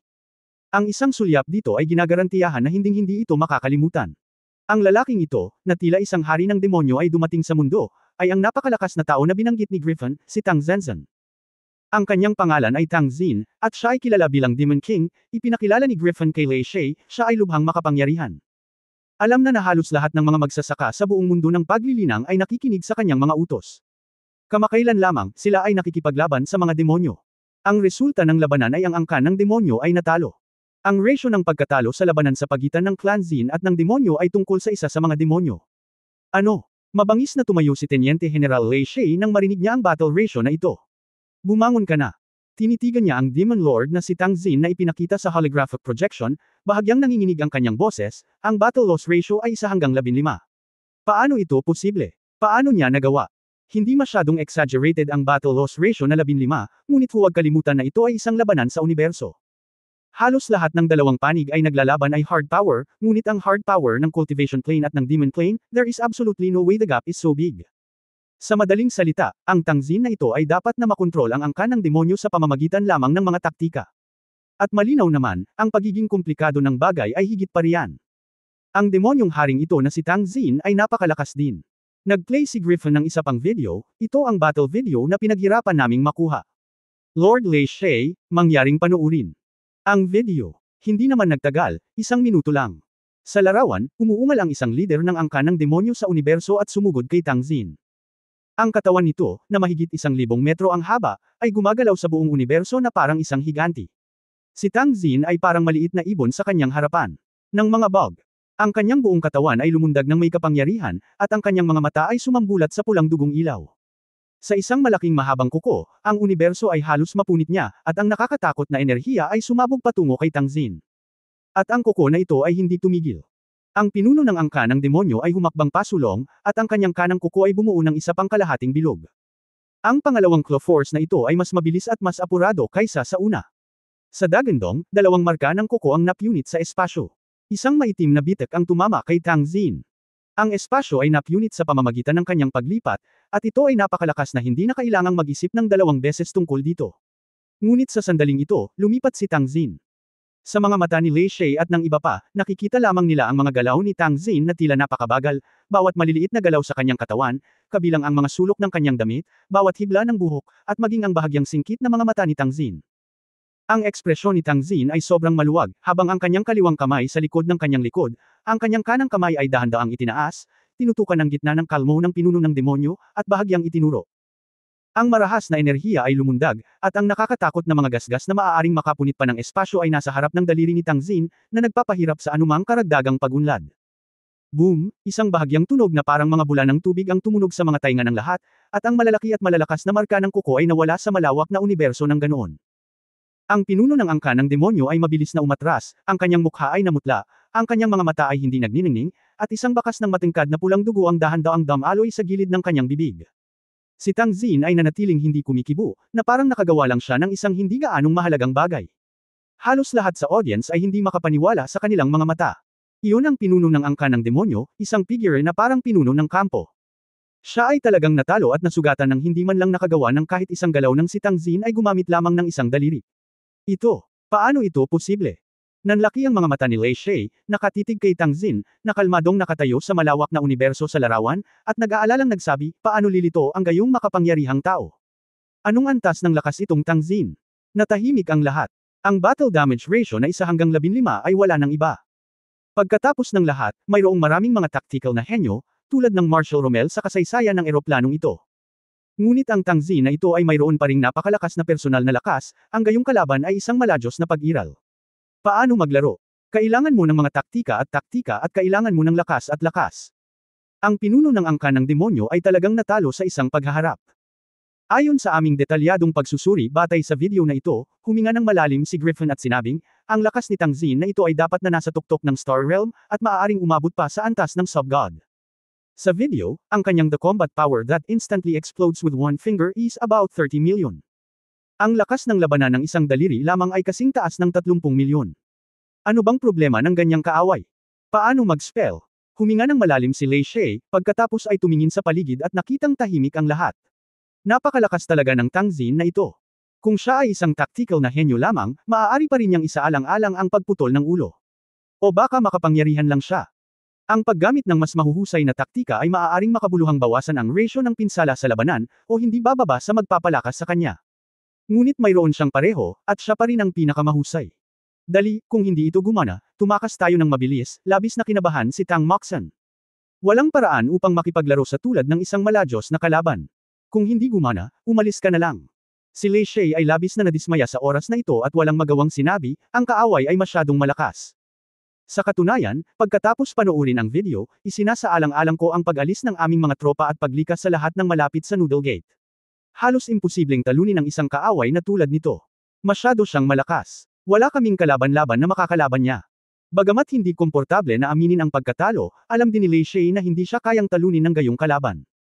Hindi makalaban. Malakas sa taktika at lakas, ito ang maalamat na double top na kalaban. Kung ang iyong mga taktika ay mas mahusay kaysa sa kanya, siya ay direktang darating upang patayin ka.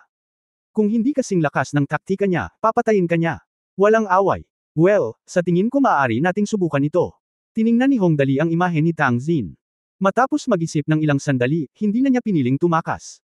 Sa halip, nagngangalit siya at sinabing, bagaman napakalakas ng kalaban, anuman ang mangyari, tao rin siya, at least mapipili natin siyang kausapin. Kabanata 1227 Demon Lord Tang Xin. Baliw ka. Matapos pakinggan ang mga salita ni Hong Dali, malakas na sinabi ni Lei Shay, iyan ay isang lalaking may lakas na panlaban na 30 milyon. Siya ba ang kausap mo? Bakit mo siya kinakausap? Maniwala ka man o hindi, agad siyang nagpakita sa iyo. Kaya kitang patayin. Naniniwala ako, humalaklak si Hong Dali, pero, isa rin ang alam ko, iyon ay, ang isang tao ay dapat palaging nasa kung ano ang gusto niya. Gusto ko talagang malaman kung ano ang nangyayari sa ganoong tao. Ano ang gusto mo? Hindi ako naniniwala na pumunta siya dito para lang pumatay ng tao. Matapos marinig ito, tumahimik ang lahat. Tama ang sinabi ni Hong Dali. Ang bawat isa ay dapat magkaroon ng kani-kanyang layunin at sariling direksyon ng pakikibaka. Ngunit ang sabihin na ang layuning ito ay pumatay ng mga tao ay ganap na imposible. At sa sandaling tumahimik ang lahat, isang mahina at eleganteng boses ang biglang tumunog sa tenga ng lahat, bueno, sa loob ng 3 taon mula nang dumating si Tang dito, ang nakababatang kapatid na ito ay nagparamdam sa akin ng kaunti sa unang pagkakataon. Mga taong interesado. Ang bawat isa ay dapat magkaroon ng layunin na pagsumikapan. Totoo ito. May dumating sa oras na ito, at tinawag nila ang kanilang sarili na Tang. Pwede bang? Napalingon ang lahat at napatingin sa direksyon ng tunog. Go, and sure enough, dahan-daang pumasok ang isang lalaki na mukhang nasa 30s na mula sa direksyon ng pinto. Ang lalaking ito ay nakasuot ng purple na balabal na nakaladkad sa lupa. Siya ay may isang napakagwapong hitsura at isang blood-red phoenix birthmark sa kanyang noo. Sino pa kaya ito kaysa kay Tang Xin sa holographic projection? Ikaw ba si Tang Xin? Tumayo si Lei Shay na may dagandong, puno ng pagkaalerto ang kanyang mukha. Nakabantay ang lahat sa paligid, ngunit kinaway ni Lei Shay ang kanyang kamay at sinabihan ng lahat ng nasa bulwagan na umatras. Kung ang taong dumating ay talagang si Tang Xin sa holographic projection, gaano man karaming mga sundalo ang dumating, ito ay magiging walang kabuluhan. Tama ang hula ng iyong kamahalan, ito ay si Tang. Kinumpirma ni Tang Xin ang kanyang pagkakakilanlan. Pagkatapos ay bahagyang tumango siya kay Lei Shay bilang pagpupugay. Tahimik lang siyang nakatayo doon. Nagiging may walang hangganang pamimilit. Maging si Lei Shay, na naging maswerteng nakatagpo ng banal na sugo, ay nadama na kumpara sa banal na sugo, itong si Tang Xin ay tila mas makapangyarihan. Anong problema sa pagpunta mo dito? May balak ka bang patayin kami? Lalong lumalakas ang aura ni Lei Shay. Sa pagtingin kay Tang Xin sa kanyang harapan, ang kanyang mga palad ay napuno ng malamig na pawis. Bagamat nakapasok na siya sa antas ng Star Realm, kumpara sa Tang Xin na ito, wala siyang pagkakataong manalo. Ang tuktok ng Star Realm, kahit na ang Sub-God level. Iyon ay isang pag-iral na hindi niya lubos maisip. Papatayin kita. Tumingin si Tang Xin kay Lei Shay na may malabong ngiti sa kanyang mga mata, anong lakas ang mayroon ka para maging karapat-dapat para kay Tang na gawin ito mismo. Napaka-arrogant ng kanyang mga salita, ngunit walang magdududa sa kanya. Sinseridad sa mga salita. Sa katunayan, kahit na si Lei Shay ay maaaring ituring na isang master, kumpara sa Tang Xin na ito, ang agwat ay talagang malaki. Kung gayon, ano ang iyong layunin dito? Bagamat alam niyang hindi siya katapat ni Tang Xin. Nakagat lang ni Lei Shay ang bala at nagtanong. Ang pagbisita ni Tang sa oras na ito ay para lamang sa isang pagbisita. Bahagyang umindayog si Tang Xin at nagmukhang multo sa harap ng isang bakanteng upuan sa bulwagan. Pagkatapos ay umupo si Dama Jindaw at nakangiting sinabi, hindi ka man lang umorder ng mga inumin at prutas. Hindi ito ang paraan ng pakikitungo sa mga bisita. Natural na natural ang pagkakasabi niya, kung pakikinggan ito ng mga taong hindi nakakaalam ng katotohanan. Natatakot ako na baka isipin ko na bisita lang talaga siya. Halika rito. Bigyan mo itong si Mr. Tang ng ilang inumin at prutas. Sa oras na ito, handa rin si Lei Shay na ipagsapalaran ang kanyang buhay. Dahil ang kabilang partido ay nagkusa na pumunta sa pintuan, ito man ay digmaan o kapayapaan, hindi bababa sa hindi pa, etiquette ay palaging kinakailangan. Hindi nagtagal, ang mga sundalo sa ibaba ay nagdala ng pinakamasarap na inumin at prutas. Kinuha ni Tang Xin ang inumin at humigop. Ngumiti siya at tumango, nagpapahayag ng kasiyahan at sinabing, oo naman, mas komportable na makipag-usap sa mga tao.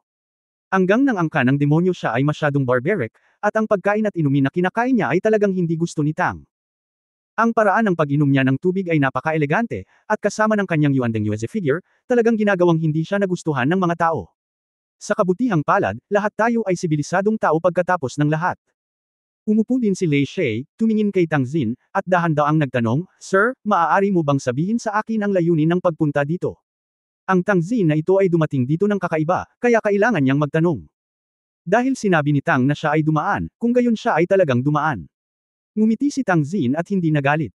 Sa halip, tumingin siya kay Hong Dali at nakangiting sinabi, kung ano ang sinabi ng nakababatang kapatid na ito ngayon, nakangiting sinabi ni Tang Xin. Sa palagay ko, sa nakikita ko, ano ang layunin ni Tang? Direkta niyang tinanong si Hong Dali, at napabuntong hininga ang lahat sa audience. Hindi ko maisip kung anong klaseng gamot ang ibinebenta niya sa kanyang lung. Ano ang layunin ni Mr. Tang? Talagang hindi ko masasabi ito, hindi masyadong kinakabahan si Hong Dali at nakangiting sinabi, hayaan mo muna akong hulaan. Kaunti lang ang mga bagay na hinahabol ng mga tao kapag nabubuhay sila sa mundo. Ang una ito ay kayamanan. Sa palagay ko, si Mr. Tang ay hindi magkukulang.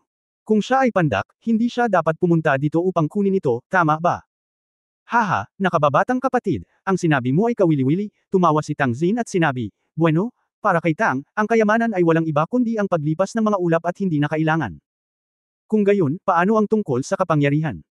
Muling umiling si Hong Dali, si Mr. Tang ang namamahala sa buong mundo ng paglilinang. Paglilinang, kahit man lang ang mga taong pumupunta rito. Sa palagay ko lahat ng mga magsasaka ay wala nang pakialam dito. Sino ang maaaring magmalasakit sa iyo? Oo. Patuloy na sinabi ni Tang Xin, tama. Wala itong saysay kay Tang. Pangatlo, kagandahan, tumingin si Hong Dali kay Tang Xin at sumangot ng malakas, gusto ni Mr. Tang ng kayamanan, kapangyarihan, at mahabang buhay.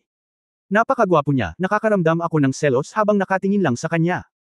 Sa palagay ko, kung payag si Mr. Tang na gawin ito, maaari na siyang pumila mula dito hanggang sa gate ng eroplano, kaya malamang na walang pakialam si Mr. Tang sa kagandahang ito. Ha. Nakakatuwa yung sinabi ng little brother. Tumawa si Tang Xin at nagsabi, sa katunayan, bilang tinatawag na pink na bungo, mula sa pananaw ni Tang, walang pagkakaiba sa pagitan ng magagandang babae at pangit na babae. Dahil ang tatlong ito ay hindi pareho. Kung gayon mayroon lamang isang bagay na natitira. Sa wakas ay tinitigan ni Hong Dali si Tang Xin nang may katiyakan at nakangiting sinabi, tao. Dapat lamang ituloy ni Mr. Tang ang landas ng martial arts, bagaman hindi ko mahulaan kung ano si Mr. Tang. Gaano kataas ang kaharian, ngunit ito ay dapat na top-notch. Kuya, matalino ka talaga, medyo nasiyahan si Tang Xin sa sagot ni Hong Dali, oo, ang hinahabol lang ni Tang ay si tao. Isang salita. Ngunit sa kasamaang palad, hindi pa nakakakita si Tang ng kaaway na magagamit ang kanyang buong lakas. Kuya, masasagot mo ba ang ilan sa mga tanong ni Tang? Kung tatanungin ni Tang Xin ang tanong na ito, kung sino pa man iyon, tiyak na sasabihin niya ang, okay, magtanong ka, o iba pa, ngunit pagdating sa Hong Dali, halatang iba ito. Nanlaki ang mga mata ng lalaki, paano kung hindi ako sumagot? Okay lang na hindi sumagot, hindi talaga nagalit si Tang Xin. Pinananatili pa niya ang kalmadong ngiti sa kanyang mukha at sinabing, Tang Xin hindi ko gustong pilitin ang iba na pahirapan ako. Kung ayaw sumagot ng nakababatang kapatid ko, huwag na lang sagutin. Ang dalawa sa kanila ay nagtanong at sumagot, na iniwan ang lahat sa kanilang paligid na nalilito. Gustong malaman ng lahat kung ano ang itatanong niya. Ang problema ay tumingin lang si Hongdali kay Tang Xin nang nakangiti at walang sinabi. Natahimik din sandali si Tang Xin, kinuha lang ang inumin at humigop muli. Kailangan kong aminin na ang Tang Xin na ito ay tunay na perpekto. Palagi niyang pinananatili ang napakakontentong hitsura na iyon, at kahit na ang pinakamapiling tao ay hindi makakahanap ng anumang kasalanan sa kanya. Dahil dito, biglang tumahimik ang buong bulwagan. Walang sinuman sa panig ni Hongdali ang nangahas na magsalita, habang si Tang Xin ay tahimik na umiinom ng tubig, hindi moari. Buti na lang at hindi nagtagal ang katahimikan. Hindi nagtagal, ibinaba ni Tang Xin ang baso ng tubig, at pagkatapos ay bahagyang ipinikit ang kanyang mga mata. Pagkaraan ng halos 5 segundo, biglang nagulat si Tang Xin, kung nabasa ko ito ng tama, medyo kakaiba ang pagkakakilanlan ng nakababatang kapatid, at wala siyang lakas. Pagbabago-bago. Ngunit palaging nararamdaman ni Tang na kung susubukan ng nakababatang kapatid na lalaki ang kanyang makakaya, siya ay sasabog sa hindi maisip na kapangyarihan. Weird, haha, kakaiba talaga. Sinabi niya ito na parang nagtatanong sa sarili. Biglang lumitaw si Tang Xin sa Hong. Sa tabi ni Dali, iniunat niya ang dalawang daliri para kurutin ang pulso ni Hong Dali. Ang kanyang mga paggalaw ay tila napakabagal, ngunit alam ng lahat sa madla na ito ay dahil ang kanyang mga paggalaw ay lumampas sa mga limitasyon ng paningin ng mga tao. Ang sobrang mabagal ay kasama ang napakabilis, at lumampas pa sa bilis ng reaksyon ng mga nerbiyos. Well, walang espesyal sa katawan, ngunit ano? Ha! Bahagyang nadismaya si Tang Xin noong una, at pagkatapos ay biglang nagulat. Pagkatapos ay ibinaba niya ang pulso ni Hong Dali. Sa isang iglap, bumalik siya sa dati niyang pwesto. Ang buong proseso ay napakakomplikado. Mabagal, ngunit talagang sa isang iglap. Maliban sa ilang segundong pagsasalita niya, ang iba pang mga aksyon ay isang split second lang. Pagkatapos bumalik sa kanyang upuan, nakangiting sinabi ni Tang Xin, hindi nakapagtataka na palaging nararamdaman ni Tang na may mapapala siya sa pagpunta dito ngayon.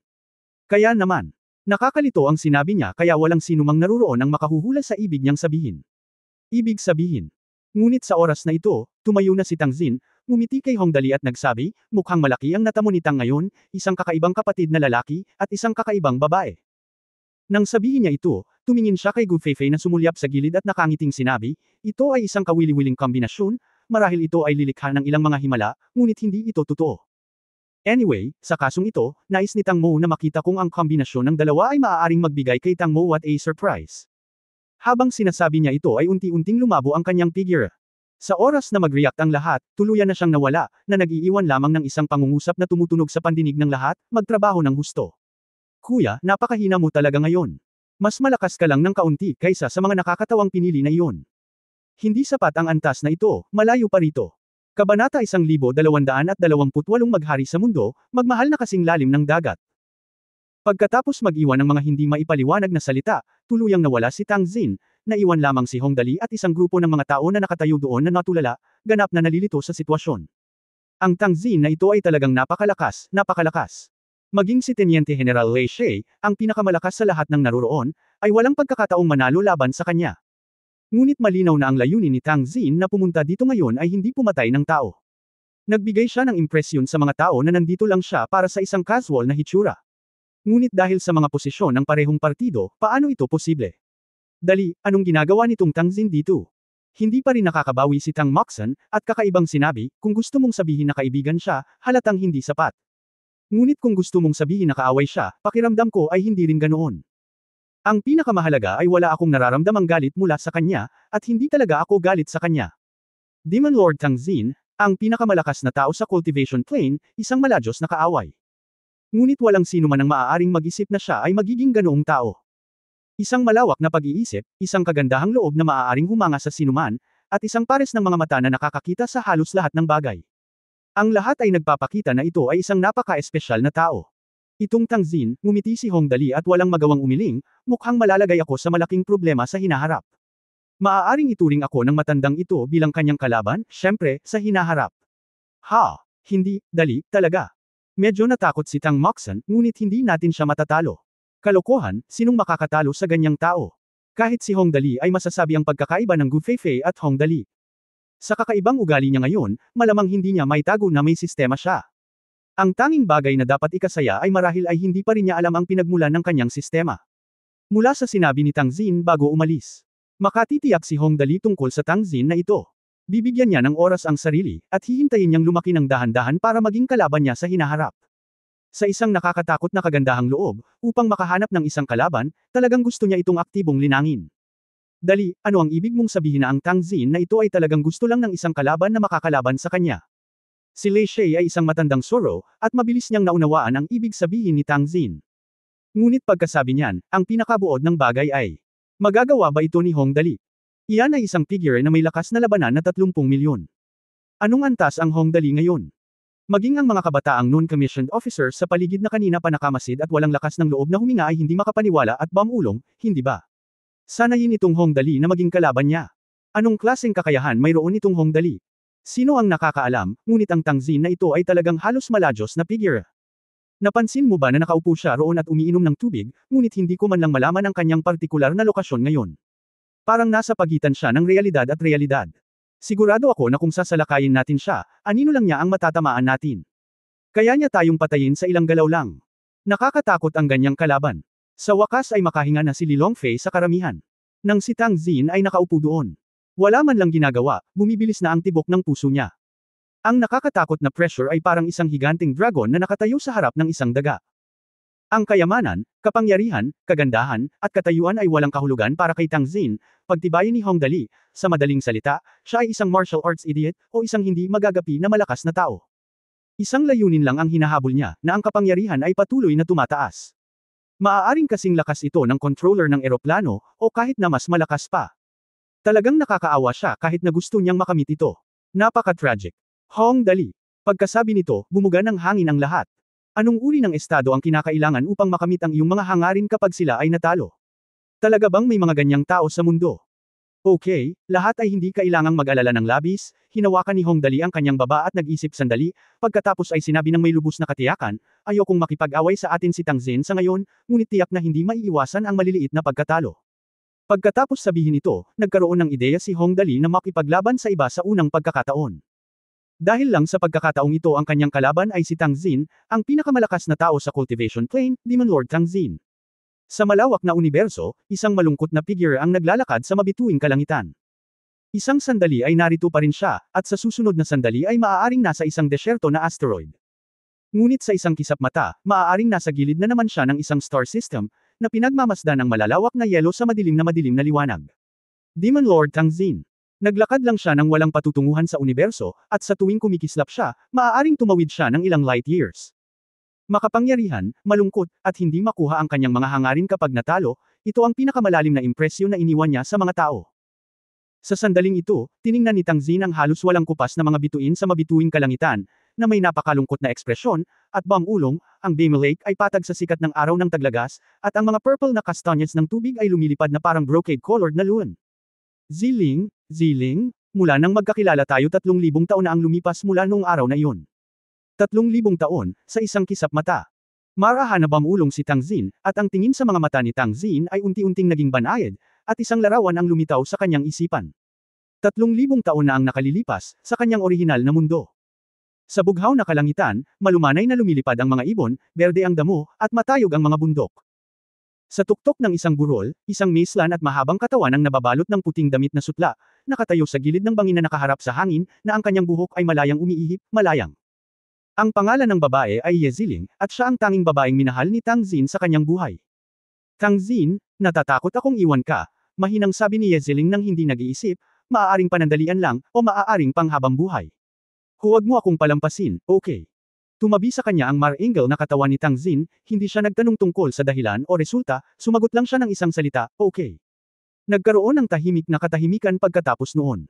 Pagkaraan ng mahabang panahon, biglang nagtanong si Tang Xin, kung hindi ka babalik, papatayin ni Tang ang lahat ng tao sa mundo at ililibing ka kasama niya. Hindi. Nang marinig ang sinabi ni Tang Xin, bahagyang nang inig ang maselang katawan ni Ye Ziling, at may tahimik na luha sa kanyang magagandang mata. Pagkatapos ay bumaba siya at sinabi, ito ang aking kapalaran at walang kinalaman sa ibang tao. Huwag sisihin ang ibang tao, okay. Okay. Tumango si Tang Xin, kung hindi mo ako hihilingin na pumatay, hindi ako papatay. Ngunit, Ziling, hindi na ba mababago ang kapalaran? Hindi ako naniniwala. Hanggat nakahanap ka ng paraan, palagi mong malulutas ito. Siguro ang tadhana ng ibang tao ay maaaring baguhin, ngunit ang sa akin ay hindi maaaring baguhin. Dahan-daang yamakap si Ye Ziling sa mga bisig ni Tang Xin, na may kawalang kakayahan at may haplos na kalungkutan sa kanyang mukha, hindi ako natatakot sa kamatayan. Ang kinakatakutan ko ay kapag namatay ako, magiging ganito ka. Isang malungkot na buhay. Ay pangako mo sa akin, Tang Xin, kung hindi na ako makakabalik, makakahanap ka ng ibang babae na karapat-dapat sa iyong pagmamahal sa akin, okay? Tadhana, haha, tadhana. Tumangala si Tang Xin. Habang nakatingin sa makulay na paglubog ng araw, bamantong hininga siya, ano ang nasa sansinukob na kumokontrol sa kapalaran ng mga tao? Ang Diyos. O ang Diablo. Hindi ko rin alam, umiling si Yeziling at bamantong hininga, pero alam ko, hindi ko matatakasan ang kapalarang ito. Ang mga mata ni Tang Xin ay samilaw ng nakakatakot na liwanag, at tumingin siya sa magagandang mata ni Yeziling na kasing lalim ng kalaliman, at mahinang sinabi, Ziling, kung talagang hindi ka na makakabalik, kung gayon ako mismo ang hahanapin ang tinatawag na daan ng langit, paano? Sinabi mo na, ano ang masasabi ko? Malungkot nang umiti si Yeziling at sinabing, noon pa man sinasabi ng Demon Lord na si Tang Xin na gusto niyang hanapin ito. Talagang pupunta ako. Ngunit, Tang Xin, huwag mong pilitin. Gusto ko lang na mabuhay ka ng maayos. Ayos lang yan, pangako ko sa'yo. Tumangala si Tang Xin at bamantong hininga, unang beses kitang nakita 10 taon na ang nakakaraan. Pagdating sa iyo, alam kong mahirap ang relasyon. Bumibilis ang tibok ng puso mo. Kailangan kong sabihin kung ano pa ang sasabihin ko. Natatakot akong hindi ko na kaya. Itago mo sa'yo. Dahan-daang ipinikit ni Yeziling ang kanyang mga mata, Tang Xin, maaari ka bang pumayag sa aking huling kahilingan? Oo, sabi mo. Tumango si Tang Xin. Sa wakas ay ibinaling ni Yeziling ang kanyang ulo, magiliw na hinalikan si Tang Xin sa mukha, at sinabing, ako ay magre-retiro sa mundo sa loob ng 600 taon, upang ang mundo ay makahinga. Kung hindi, kapag pinipigilan mo ako, ang mga taong iyon sa mundo ay walang pagkakataon na umunlad ay ganap na imposible. Si Demon Lord Tang Xin ay nasa mundo sa loob ng 300 taon na walang kalaban-laban. Halos katayin niya ang lahat ng Black and White Masters. Sa huli, si Yeziling ang lumamon sa demonyo gamit ang kanyang sariling katawan, sa wakas ay nagbigay kay Jiang Ho ng pagkakataong huminga.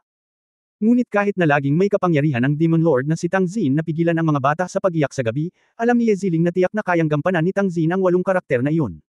Maghari sa mundo, magmahal na kasing lalim ng dagat. Ziling. Naisip ito ni Tang Xin, at ang maladagat na pagmamahal sa kanyang mga mata ay agad na nawala, at bamulong siya, Azrafield, Gustong makita ni Tang, itong taong lumikha ng Sherifield, ano ito? Habang iniisip niya ito ay biglang sumulpot sa tabi niya ang isang binata na nakasuot ng blue gown. Kalmadong tanong ni Tang Xin, mukhang hindi maganda ang laban sa angkan ng demonyo. Bahagyang natigilan ng binata dahil hindi niya moari kung nagsasabi ba ng katotohanan ang Demon Lord Tang Xin o nagtatanong. Sinabi ni Tang Xin, medyo nag-aalangan ka nang dumating ka. Halatang dahil ito sa iyong kalooban. Kung hindi dahil sa hindi magandang sitwasyon ng labanan, bakit ka magiging ganito? Magalang na sinabi ng binata, ngunit ang dahilan kung bakit ako mabigat ang loob ay maaaring dahil din sa takot. Dahil sa pag-istorbo sa iyo, guro. Nakangiting sinabi ni Tang Xin, pinili kita bilang aking disipulo dahil nakita kong mayroon kang isang malakas na karakter. Kung iniistorbo mo ako, paano kita mapapahalagahan? Dapat hindi ka nasisiyahan sa resulta ng labanan sa frontline, kaya ayon. Kabanata 1229 na kasunduan sa Armistice. Oo naman, walang metatago kay Master. Nang makitang naiintindihan ni Tang Xin ang lahat, ang binata sa wakas ay nagpakita ng isang ngiti. Guro, nakagawa ako ng maliit na pagkakamali sa labanan na iniutos ko noon, at ang ratio ng pinsala ay mas mataas kaysa sa inaasahan. Medyo, mga 1:9. Ang battle loss ratio na 1:9 ay medyo pambihira na, ngunit sa paghusga mula sa mga intensyon ng binatang ito, tila hindi siya masyadong nasisiyahan sa record na ito. Halos okay lang, mas mag-ingat ka sa hinaharap. Hindi pinuri ni Tang Xin ang ganoong record, at hindi rin siya nagpahayag ng anumang kawalang kasiyahan.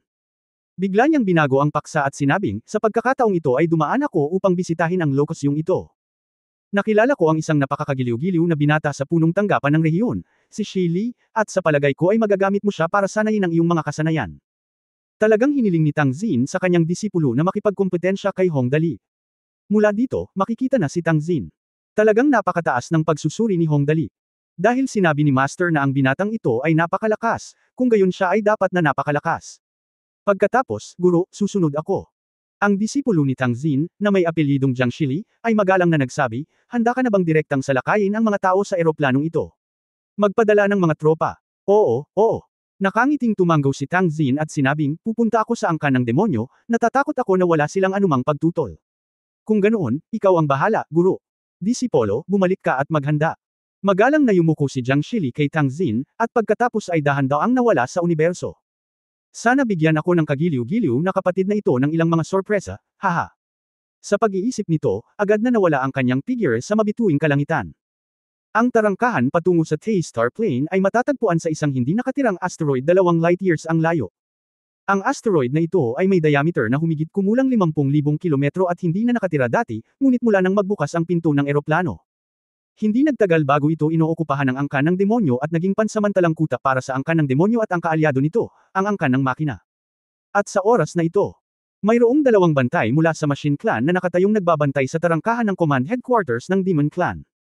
Bagamat sila ay nagbabantay, ang natatanging sistema ng komunikasyon ng lahi ng makina ay tahimik ding nakikipag-chat.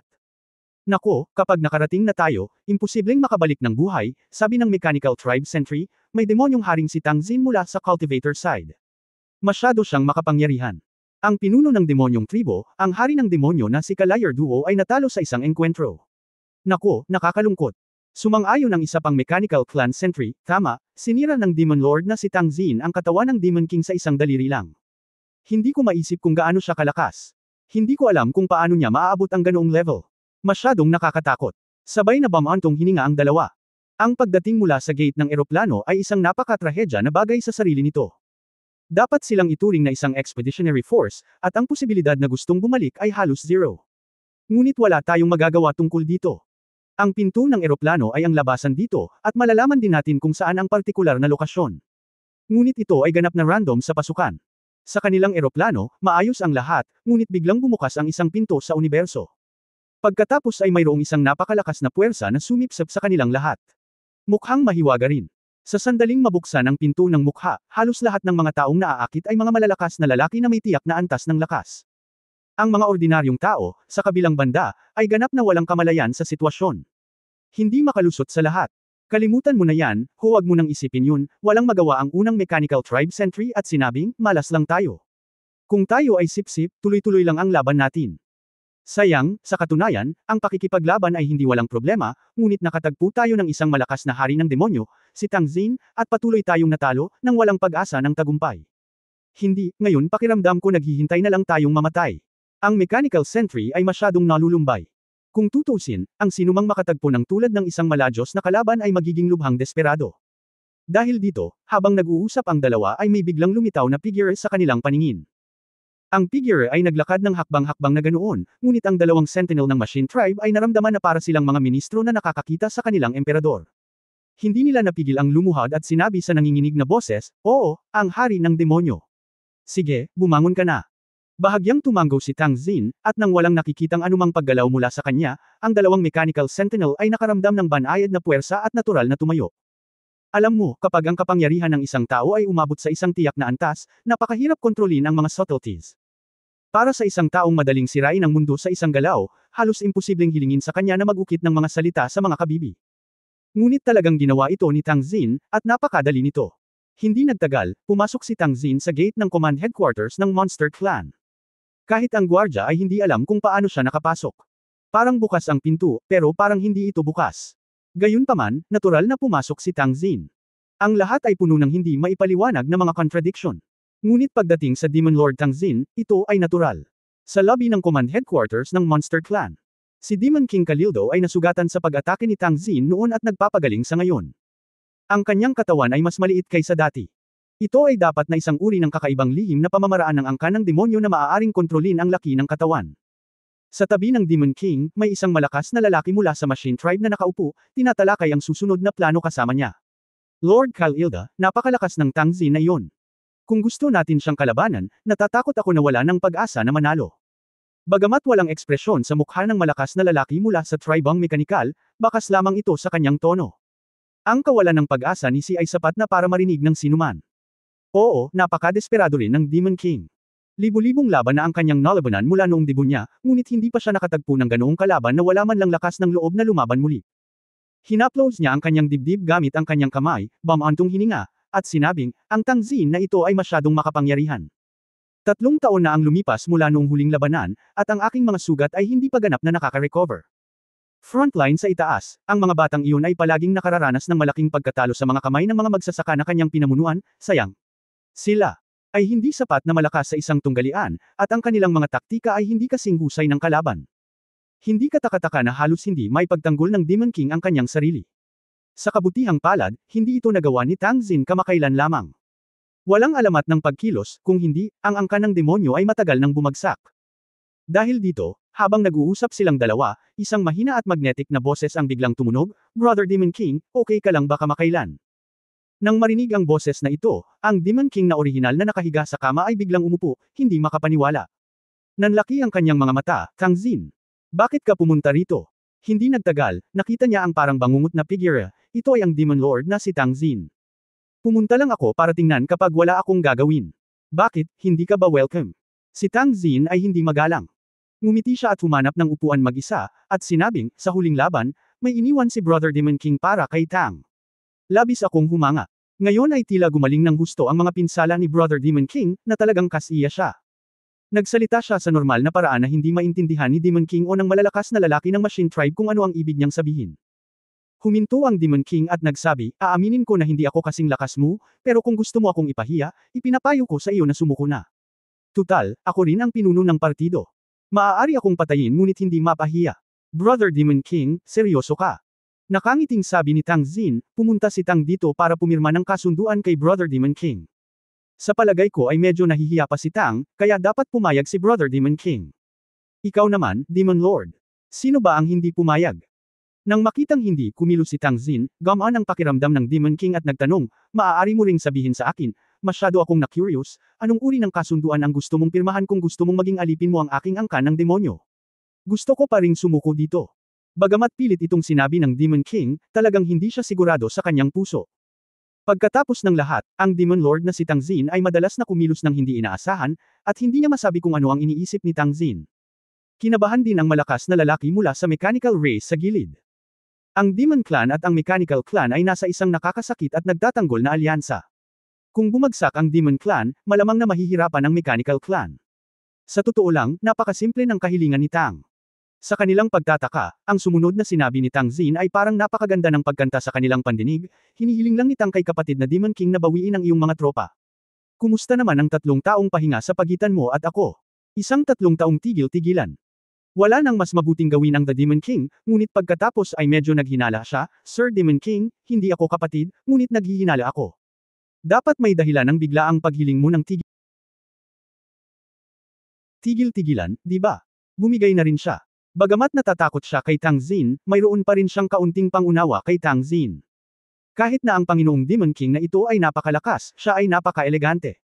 Kahit na siya ay iyong kaaway, sa pangkalahatan ay hindi siya magiging nakakainis sa iyo. Kaya hanggat wala kang ginagawa at nakakausap ng maayos, wala pa ring problema. Siyempre, kung talagang gagawin mo ito, ang resulta ay magiging napakasimple. Kung mamatay ka, mabubuhay si Tang Xin. Nena si Tang ngayon.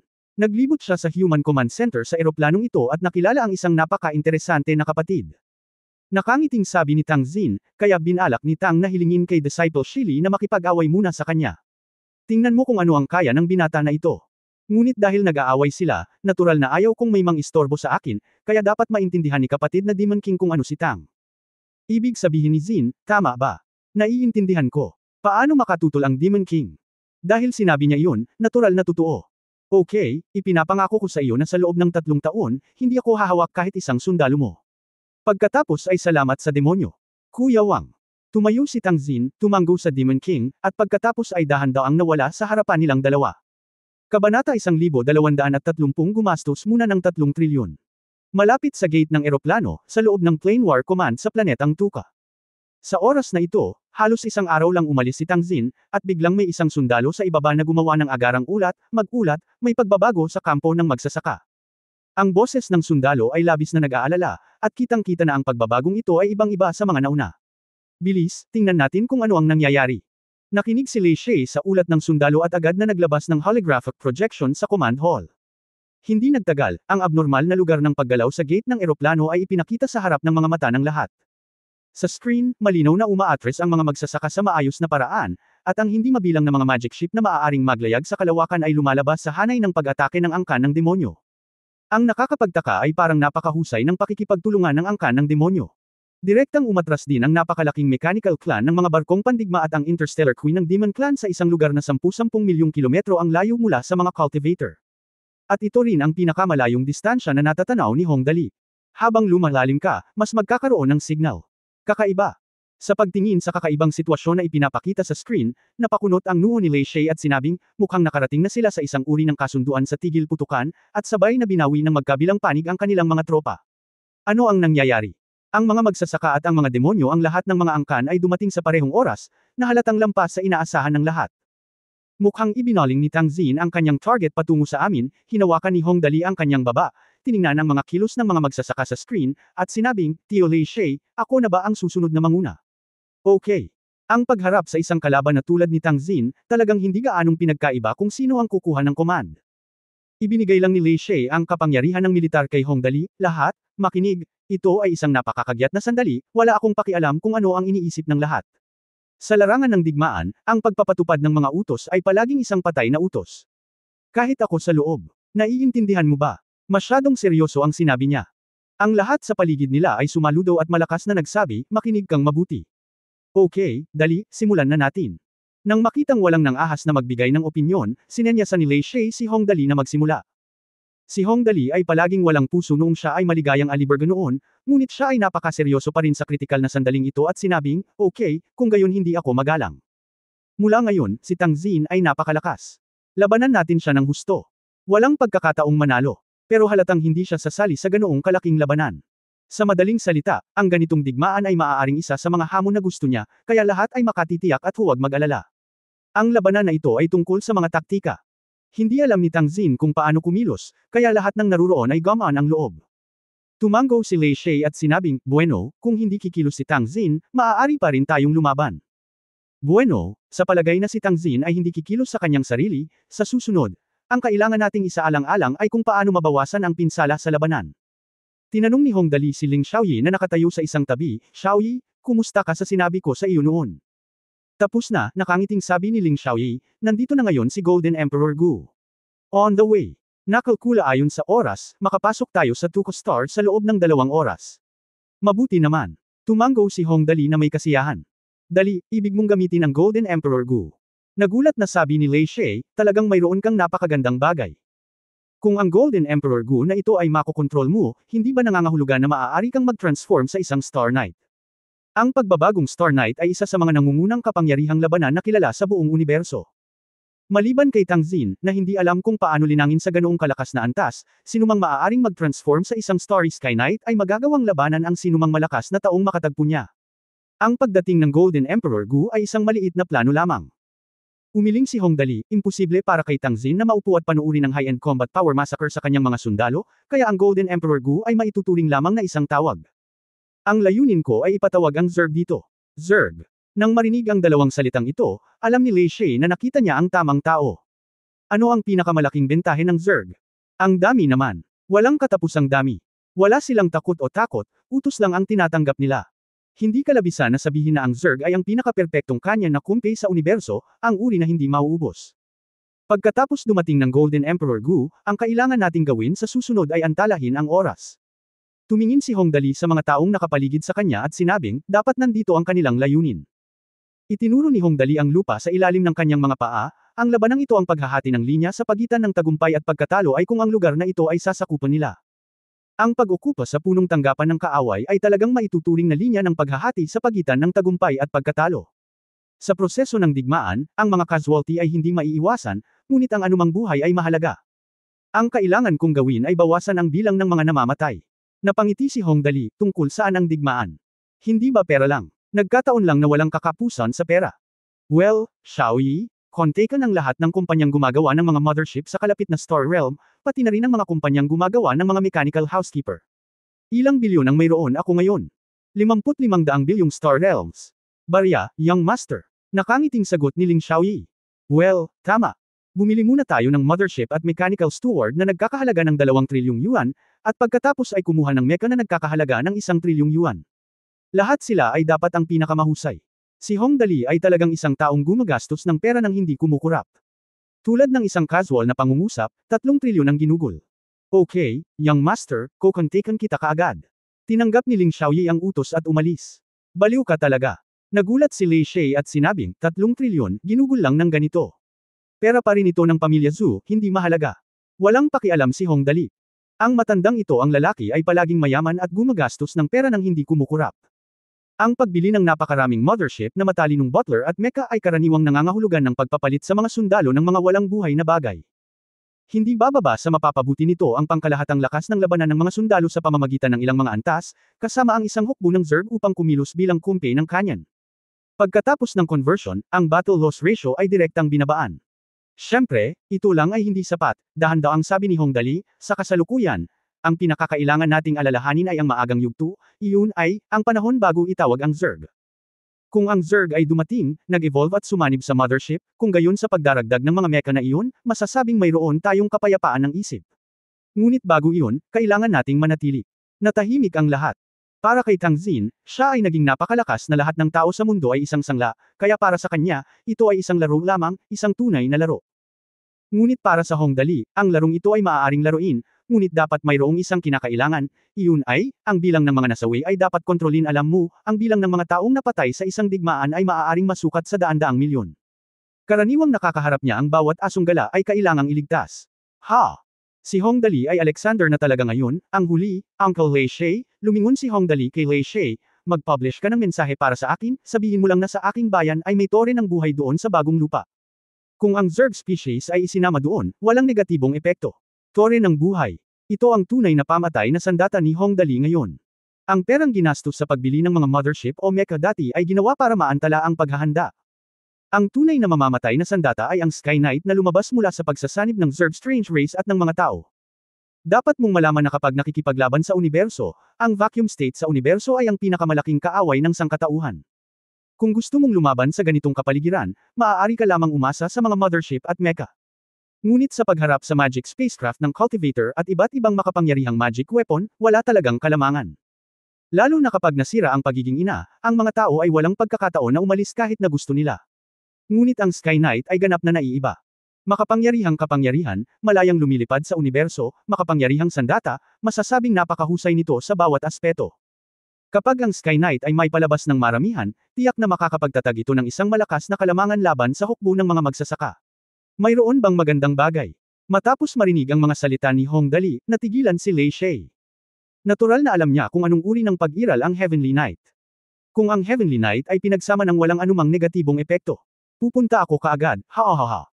Sa ganoong magandang bagay, mas madali ang mga laban sa hinaharap. Sabi ni Lei Shay, at pumunta para hilingin sa messenger na maglabas ng utos. Ipaalam. Kapag ang Sky Knights ay mass-produced, kahit na ang dami ay hindi malaki, maaari pa rin itong kumilos bilang isang deterrent, kaya natural na ito ang pinakakagyat na bagay. Okay, nasabi ko na ang lahat ng dapat sabihin, kaya isa na lang ang natitira. Nakangiting sabi ni Hong Dali, ipagtanggol mo si Tuco Star ng buong lakas upang hindi nila masakop ang ating punong tanggapan. Sa katunayan, nakangiting sabi ni Hong Dali. Noong una, binalak ni Hong Dali na sumuko dito, ngunit dahil nahanap na ito ni Tang Xin, magiging ganoon din ito sa ibang lugar, kaya't maaari rin siyang manatili dito. Gamit ang mothership at mecha defense, dapat na posible na ipagtanggol laban sa unang pag-atake. Sa malawak na universo, ang walang katapusang cultivator magic spaceship ay patungo sa Tuco Star. Tama si Hong Dali. Ngayong pumirma na ang mga magsasaka sa isang kasunduan sa armistice sa angkan ng demonyo, ang susunod na hakbang ay natural na tretuhin ng mga tao sa eroplanong ito bilang kanilang mga kalaban. Lahat, mangyaring magpahinga ng mabuti sa mga araw na ito. Si Jiang Shili ay nakaupo sa isang upuan ng Grandmaster at namumuno sa pangunahing hukbo. Malaking pinahahalagahan ni Master ang binatang iyon, kaya dapat ay alam na niya na ang ating layunin ay naabot na ngayon. Sila na ito. Kaya't hindi tayo masyadong mag-alala. Halina't kumusta at kilalanin muna ang isa't isa, at pagkatapos ay kailangan nating gawin ang lahat ng ating makakaya. Nauunawaan, kamahalan. Kaagad, nagkaroon ng utos mula sa mga magsasaka na ipaalam sa iba't ibang departamento. Mga tao, huwag magmadali. Haha, speaking of it, ang isang taong pahalagahan ng sobra ni Master ay tiyak na hindi bibiguin ang sinuman. Tumingin si Jiang Shili sa malawak na mabituing kalangitan sa labas ng bintana at ulong, sana isa itong kalaban na seryoso kong pahalagahan. Oo, haha. End of this chapter.